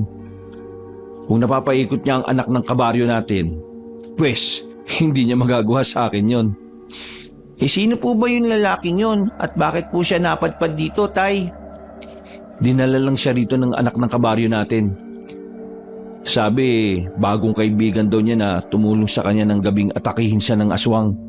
Pero Ibang nararamdaman ko sa lalaking yun eh. Baka may ibang binabalak siya kaya siya nandito. Siguro nga po, Tay. Ano po bang binabalak niyong gawin? Mamatyagan ko lang siya. Kaya hindi muna ako pwedeng umuwi. Napapasulyap din siya sa akin simula nang dumating siya eh. At marahil ramdam niya na may kakaiba sa akin. Sakaling isa nga siyang aswang. Sige po, kayo pong bahala, Tay. Kung ganun, bumalik na po tayo ron. Hindi ko na po kayo kukuliting umuwi. Napatangol lang si tatay kaya naglakad na kami pabalik sa mga kainuman niya. Naabutan naman namin na nagbabangayan ang lalaking pinaghihinalaan ni tatay na aswang at ang isang nilang kasamahan. Nagalit ang binata dahil sinipa siya ng kainuman nila kaya napatayo siya.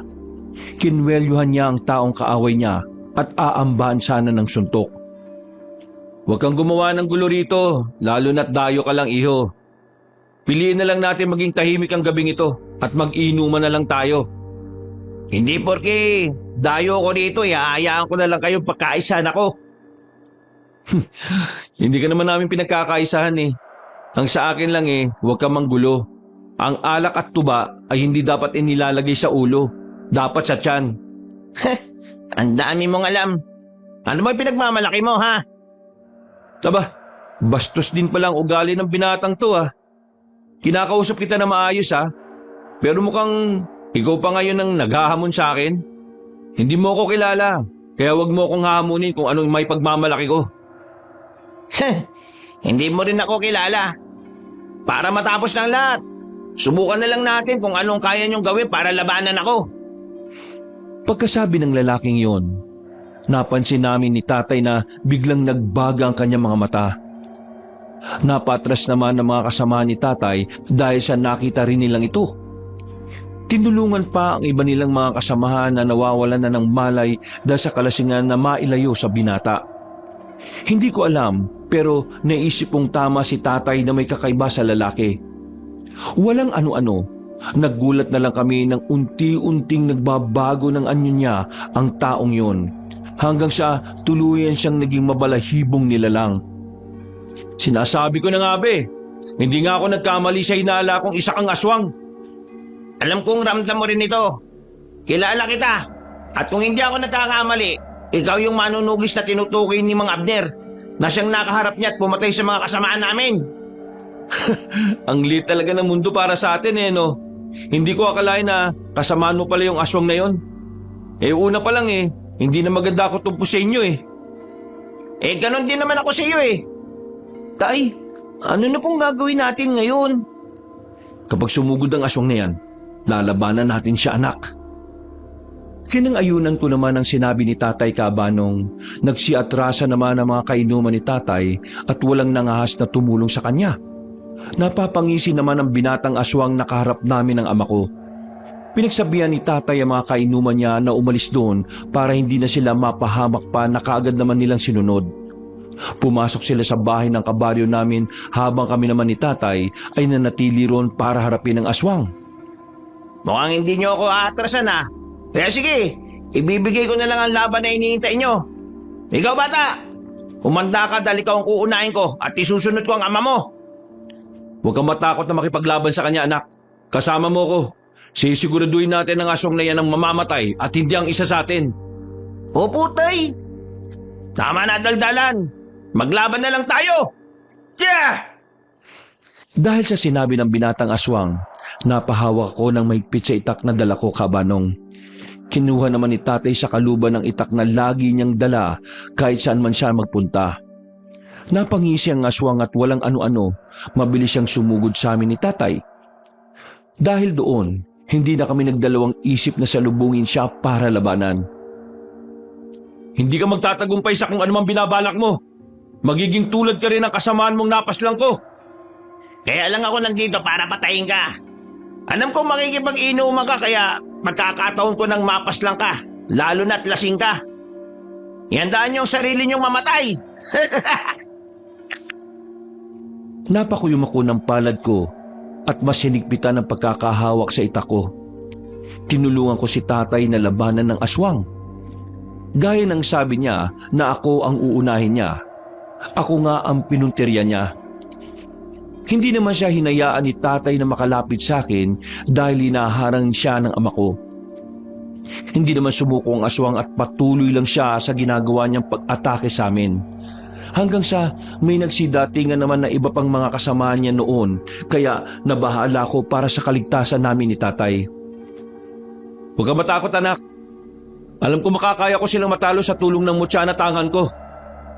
Tama nga sinabi ni mga Abner na nagtatangan ka ng mutya. Hindi rin ako nagkakamali sa inala ko tungkol sa iyo. Marahil ikaw ang tinutukoy ng ama ko na binigyan ng mutya ng matandang lalaki na yun. Kung si mga Dor ang tinutukoy mo, oo.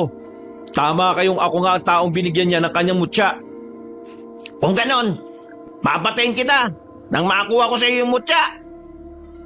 Muling sumugod ang lalaking aswang kasabay ng iba pa nilang mga kasamahan, Kabanong. Dahil 6 silang kalaban ni tatay, medyo nahirapan siya. Napalaban na rin ako sa isang aswang noon. Kahit papano ay nagagawa ko namang makaiwas sa mga pag-atake ng nilalang sa akin. Namangha ko kay tatay nang mapansin kong nag-ibayo ang kanyang lakas at nawala ang kalasingan niya. Napangisi naman ang binatang aswang at hindi nila tinigilan ng ama ko. Pareho kaming nag-abala ni tatay noon sa pakikipaglaban sa mga aswang. Hanggang sa nagawa niyang mapaslang ang 2 sa mga ito. Nagulat naman ako nang lapitan ako ng 2 kalaban at dahil hindi ko napaghandaan, nahuli nila ako. Tay! Bitiwan niyo ako! Tulong! Huwag niyong sasaktan ng anak ko! Oras na ginawa niyo yon, pupugutin ko ang mga ulo ninyo! Hindi mo kami matatakot sa banta mo. Ang mabuti ba, ibigay mo sa amin ang mutya kapalit ang buhay ng anak mo. Kahit anong mangyari, hindi niyo magagawa ang balak ninyo sa anak ko at wala rin kayong makukuha ang mutya sa akin. Humanda kayo dahil tatapusin ko na kayong lahat. Bilis na sinugod ni tatay ang binatang aswang. Sinalubong naman siya ng lalaking yon kasamang isa pang nilalang. Nakipaglaban sa kanila si tatay at habang nasa ganun siyang sitwasyon, sinusubukan ko naman makapigla sa mga aswang na may hawak sa akin. Pero dahil mas malakas silang 2 sa akin, napapahiyaw na lang ako kapag humihigpit ang pagkakahawak nila sa akin. Ay, mag-iingat po kayo! Oo anak, ililigtas kita kaya maghintay ka lang. Sinusubukan ko rin po makatakas, tay, pero ayaw talaga akong bitiwan ng mga nilalang na ito eh. Huwag kang umasa makakatakas ka ba, bata? Mamamatay ka na sa kamay namin! Kayong 2 ng tatay mo! Nakaramdam ako ng galit dahil sa sinabi ng binatang aswang. Nagulat na lang din ako nang magawa nilang mahuli si tatay. Pinadapa nila ang tatay ko habang mahigpit na hinahawakan sa kanyang mga braso. Napapahiyaw naman si tatay dahil sa ginagawa sa kanya ng mga nilalang. Pero hindi sumuko ang tatay ko at sinusubukan niya makapigla sa 2 aswang. Siguraduhin niyong hindi ako makakalis sa pagkakahawak niyo. Dahil oras na magawa ko yon, hindi na kayo makakatakas pa ng buhay. Malabo na mangyari. Teka, paano nangyari yun? Hindi na naituloy ng binatang aswang ang sasabihin niya. Mabilis at buong lakas kasing ibinalibag ni tatay ang isang kasama niya. Hindi na nagdalawang isip ang tatay ko na pugutan ng ulo ang nilalang na yon. Napatras naman ng lalaking aswang at inutusan ng isang nilalang na may hawak sa akin na atakin si tatay na agad namang sinunod ng aswang na yon. Napatingin sa akin si tatay na parang nagbibigay ng permiso na ako na ang lumaban sa aswang na may hawak sa akin. Dahil doon, nagkaroon ako ng lakas ng loob kaya kinagat ko ang braso ng nilalang na nakahawak sa akin. Nang mabitiwan niya ako, malakas ko siyang sinipa at agad na tinaga ng hawak kong itak sa bandang tiyan niya. Huwag mo na patakasin ang aswang na yan, anak! Paslangin mo na siya! Opo, tay! Gagawin ko na po yun! Hindi pwede mangyari to! Patayin ang batang yan! Nakipaglaban na kami ni tatay sa mga nilalang. Mabilis ding sumugod sa akin noon ang binatang aswang pero sakto ring nagawang mapatay ni tatay ang kalaban niya kaya naharangan niya ang lalaking aswang. Naglaban silang 2 at walang gustong magpatalo sa kanila.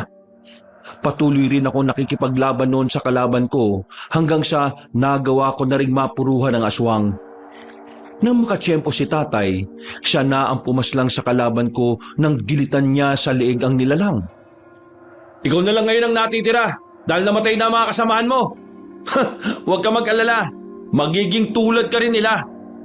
Huwag mo akong maliitin. Kaya kong labanan kayo kahit mag-isa na lang ako. Kung ganon, huwag mo na sayangin ang oras namin. Lumaban ka na sa amin. Patunayan mong malakas ka. Nagalit ang binatang aswang dahil sa sinabi ni tatay sa kanya. Hindi na rin siya nakapagpigil pa at sumugod siya sa amin. Napangisi na lang si tatay at gamit din ng kakaibang bilis niya, sinalubong niya ang aswang. Pinagsabihan niya pa akong huwag na siyang tulungan kaya sinunod ko siya. Nanood na lang muna ako sa kanila habang naglalaban sila ng binatang aswang. Naririnig sa buong paligid noon ang malakas na pag-angil ng nilalang. Pero hindi nagpatinag sa kanya si tatay at patuloy siyang nilalabanan ng aking ama. Hanggang sa tumilapon na lang ang nilalang na yun at mabilis siyang pinaibabawan ni tatay at sinakal gamit ang kanyang itak. Tay, patayin niyo na po yung aswang na yan. O anak, hindi ko na bubuhayin pang nilalang na ito. Teka lang, huwag mo akong patayin. Kapag ginawa mo yon, mas manganganib ang buhay niyo ng anak mo. Lalo na sa mga oras na ito. Siguradong papunta na rito ang ama ko. At iba pa namin mga kasamaan para harapin at patayin din kayo. Pwede ko silang pakiusapan para hindi nila ituloy ang binabalak nila. Hindi ako naniniwala sa mga gaya mo, iho. Kaya ko silang labanan kahit sugurin pa nila ako rito. Hindi mangyayari yon. Hindi ako papayag na basta mo na lang din ako mapaslang nang hindi ako lumalaban. Napahiyaw ang aswang ng bahagyang bumaon sa liig niya ang itak ni tatay. Pero ginamit niya ang buong lakas niya para itulak ang ama ko na noon ay nabuwal naman sa lupa. Kahit nangihina ang nilalang, pinilit niyang makatakas. Nagulat si tatay sa ginawa ng binatang aswang na yon. Napabangon siya at tumakbo para habulin ang nilalang. Tumakbo na rin ako para sundan siya. Hindi pwede makatakas ang aswang na yun, anak. Kailangan natin siyang mahuli at mapaslang. Opo, tay. Hindi po dapat tayo tumigil sa pag-abot sa kanya hanggang sa mahuli natin siya. Tama kay Nigo.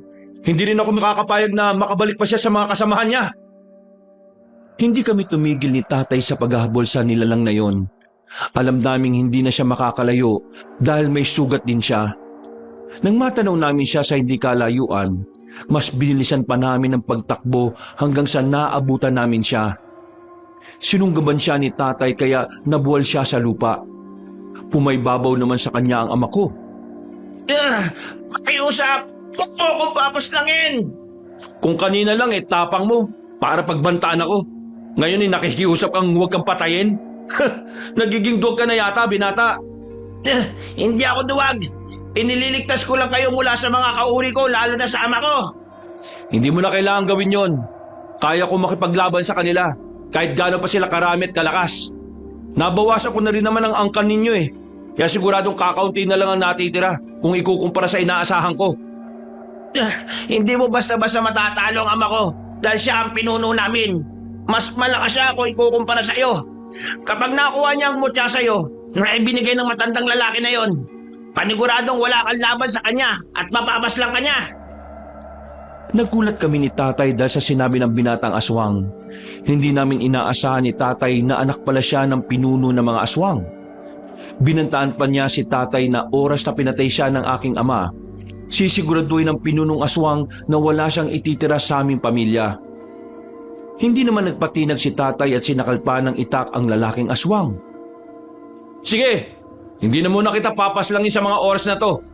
Mukhang may mga nalalaman ka na dapat ko ring alamin Anong ibig mo sabihin? Sagutin mo ang mga tanong ko sa'yo at hindi mo na kita tutuluyan. Pero oras na magmatigas ka, alam mo na ang kalalagyan mo. Oo, sige. Sasagutin ko ang mga katanungan mo. Ano ba yon? Una sa lahat, bakit ka na parito? At bakit mo ko kinalaban? Ha? Para paslangin ka. Kayong ikaw ang salot sa angkan namin. Ikaw ang pumapaslang sa mga kasamaan namin kaya inutos sa akin ng ama ko na hanapin ka't patayin. Mukhang sumang-ayon din naman sa akin ng tandana dahil nagkatagpo tayong dalawa. At bukod pa ron, kapag nagawa kitang paslangin, makukuha ko sa iyo yung mutya na gustong kunin ng ama ko. Paano nyo nalaman na ako nagmamay-ari nito? Bukod sa ramdam nyong enerhiya ng bagay na yon. Matagal na rin naming minamatsagan ng pamilya mo. Simula ng gabing nakita kayo ng mamang lalaki na yon na hinahabol namin para paslangin. Nung una, hinala lang nila ama na ikaw ang binigyan ng mutya ng matandang yon. Hanggang sa nakumpirma nga namin.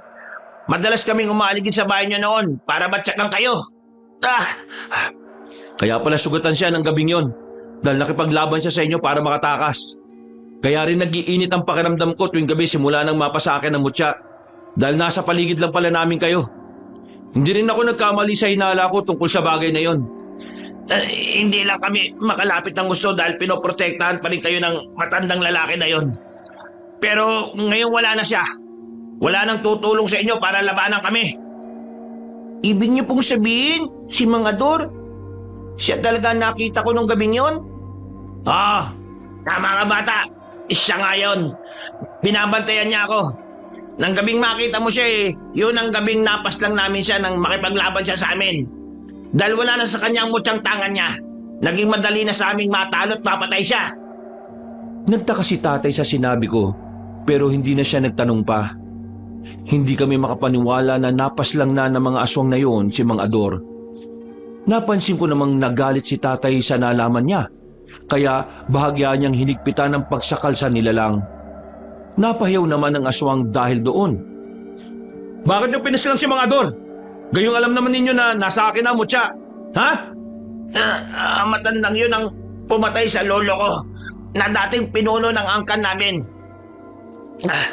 Dahil sa mutyang tangan niya, kaya hindi siya natalo ng lolo ko. Magbabayaran yung ginawa niyo kay Mang Ador. Ipaghiganti ko ang ginawa niyo sa kanya. Bakit po ba gusto niyong makuha yung mutyang tangan ni tatay? Mukhang may alam din po kayo tungkol kay Mang Ador Oo nga, tama sinabi ng anak ko. Ang matandang yun ay isang ermitanyong manunugis na mga aswang. Hindi rin siya basta-basta kalaban. Gayong malakas siya, lalo na tangan niya ang mutya ng tuba na nasa inyo ngayon. Ang sino mang may hawak ng mutyang yon ay mahirapang talunin ng mga gaya namin. Kaya gusto makuha ng ama ko ang bagay na yun sa iyo dahil alam niyang mahirapan kaming talunin ka habang tangan mo ito. Ibig sabihin lang nito, natatakot kayo sa akin na baka maubos ko kayong mapas lang kapag hindi niyo nakuha sa akin ang mutya ng tuba. Kaya rin siguro ramdam kong mas nagiging kakaibang lakas ko sa tuwing nakakainom ako ng tuba dahil sa mutyang tangan ko. Parang gano'n na nga yun. Pero hindi kami natatakot sa iyo. Malakas din ang ama ko. Kaya makakaya ka rin niyang labanan. Kahit tangan mo pa yung mutya ng tuba. Pero mas mabuti nang maniguro kami para sa huli. Hindi ka rin namin maging problema pa. Pwes, nagkakamali kayo kung iniisip niyong makukuha niyo sa akin to. Hindi ko na rin naman hahayaan pang mabuhay pang angkan ninyo. Ang sabi mo, posibleng patungo na rito ang ama mo at ang iba niyong mga kasamahan kaya makakaharap ko na sila. Pwes, papaslangin ko kayo at wala akong ititira sa inyo kahit ang ama mo. Oras na mailuwa mo ang mutya ng tuba at kapag napuruan ka ng mga kasamaan ko, wala ka nang maasahan pa. Sisirain ito ni na ama. O kaya ibabaw sa lugar na walang makakaalam ng sa ganun wala nang ibang makakuha nito kahit kailan. Yun kung kaya nila akong talunin, binata. Ngayon, harapin mo na ang kamatayan dahil tapos na ang kailangan ko sa iyo. Hindi! Inundayan ng pagtaga ni tatay ang binatang aswang, kaya wala na siyang nagawa pa kung hindi tanggapin yon. Napapaungol na lang din siya hanggang sa humugot na lang siya ng malalim na hininga bago nawalan ng buhay. Hindi pa nakontento si tatay at pinugutan niya ng ulo ang binatang aswang. Sakto naman sa hindi kalayuan ay may natatanaw akong mga nilalang na tumatakbo palapit sa kinaroroonan namin. Tay, mukhang ang mga aswang na po na yun ang kasama ng binatang yan. Oo nga anak, sila na nga yun. Teka, ano pong gagawin niyo sa ulo ng lalaking aswang na yan, tay? Ipapakita ko lang sa pinunong aswang nang sa ganun malaman niyang patay na ang anak niya. Sinang-ayunan ko na lang ang sinabi ni Tatay Kabanong. Ilang sandali pa, nagsidatingan na sa harapan namin ang mga nilalang. Nang makita ng isa sa kanila ang hawak ng aking ama, napasigaw siya dahil sa galit kaya napagtanto namin siya ang pinuno ng mga nilalang na yon. Ikaw ang lalaking hinahanap namin. Ang nagtatanga ng mutya ng tuba mula kay Mang Ador. Pinaslang niyo ang anak ko. Magbabayad kayo dahil sa ginawa niyo sa kanya. Mga hayop kayo! Ginawa ko lang naman kung anong nararapat sa anak mo. At yun ay ang kamatayan niya. Hindi ako natatakot sa inyo kaya hindi ko kayo aatrasan. Kung ganon, huwag na nating aksayin ng oras. Hindi na ako makapaghintay na mapaslang ka. Gaya ng ginawa mo sa anak ko, pupugutin ko rin ang ulo at maging ang batang kasama mo. Yun ay kung kaya niyong gawin. Anak, umanda ka sa pagsugod ng mga nilalang na yan. Uubusin natin sila. Opo, Tay! Nakahanda na po ko! Napaangil ang pinunong aswang at kasabay noon, sumugod ang mga alagad niya sa amin. Gaya ng inaasahan ni tatay, kakaunti na lang ang natitirang mga aswang dahil nagawa na rin niyang patayin ang iba. Hindi namin inatrasan ang aswang na sumugod sa amin. Nag-iba yun naman noon ang lakas ni tatay, lalo na at ng gabing yun, nakainom din siya ng tuba kaya ramdam niyang kakaibang lakas at ligsi ang dulot sa kanya ng inuming yun. Huwag niyong bubuhayin ang dalawang yan. Kahit may tangan pa ng mutya ng tubang lalaking yan, tatalunin natin siya kahit ano mangyari. Ang sabi ng anak mo, sino mang may tangan ng mutya ng tuba hindi niyo basta matatalo. Kaya huwag kayong umasa na mapapaslang niyo kami ng anak ko. Dahil sa sinabi ni Tatay Kabanong, mas nagalit ang pinunong aswang. Muli niyang sinenyasan ng mga alagad niyang atakihin kami. Sinunod siya ng mga ito, kaya wala na kaming nagawa ni Tatay kung hindi ang makipaglaban sa mga aswang na yon. Kahit marami silang sabay na sumugod sa amin, hindi kami nagpatinag. Dahil na rin sa liksi at lakas ng aking ama, nagagawa niyang mapaslang ang mga aswang na 1 hanggang 2 atake lang, lalo na at pinupuntirya niya ang lieg ng mga ito. Ang iba sa kanila, humihiwalay ang ulo sa katawan at napapatumba na lang. Nagagawa ko rin puruhan noon ng sumusugod sa akin kaya tinapos na ni tatay ang mga buhay nila. Mga inutil! Kung hindi niyo mapapaslang ang taong yan, ako ang gagawa! Pagbabayaran mo ang pagpatay mo sa anak ko kaya umanda kang mamatay rin! Uunahin ko ang anak mo! Huwag kang umasa! Kung may mamamatay man dito, kayo yun! Walang gusto magpatalo sa laban noon kaya hindi rin namin tinigilan ni tatay ang mga nilalang. Bawat aswang na lumalapit sa amin, mabilis na pinagtatataga ni tatay ng kanyang itak. Ganon din ang ginawa ko kaya napabagsak namin ang mga aswang ng walang kahirap-hirap.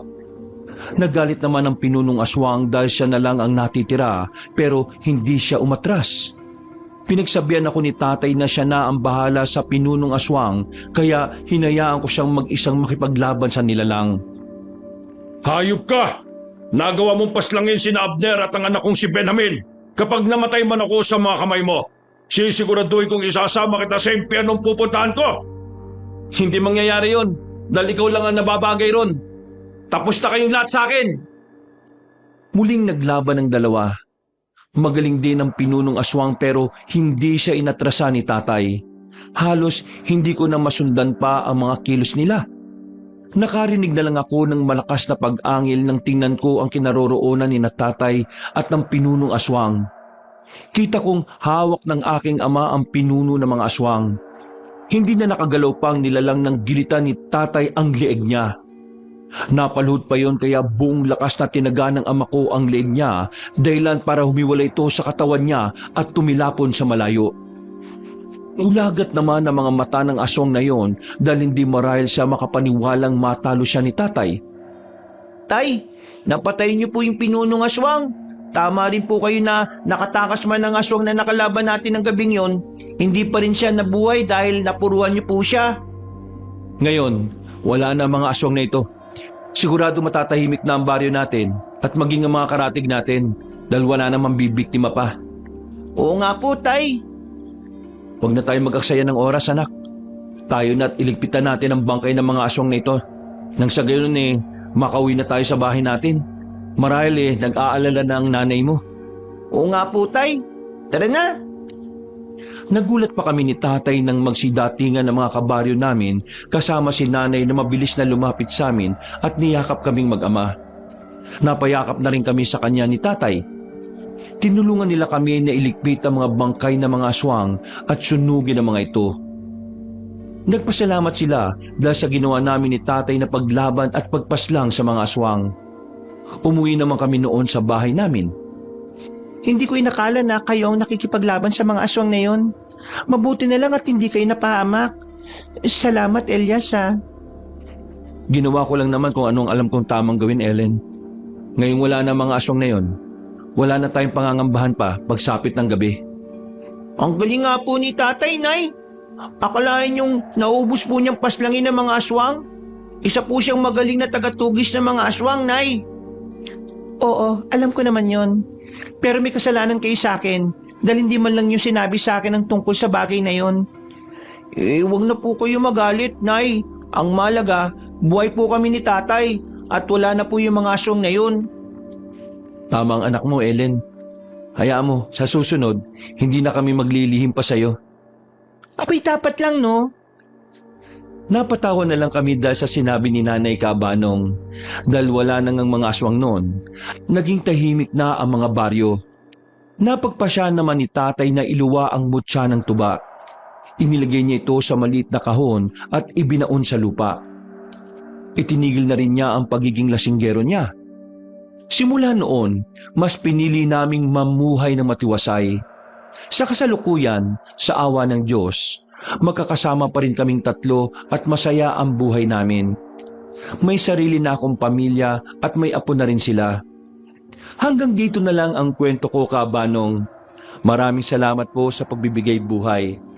God bless po sa lahat ng mga kabangers at mga kayanggaw. Wakas,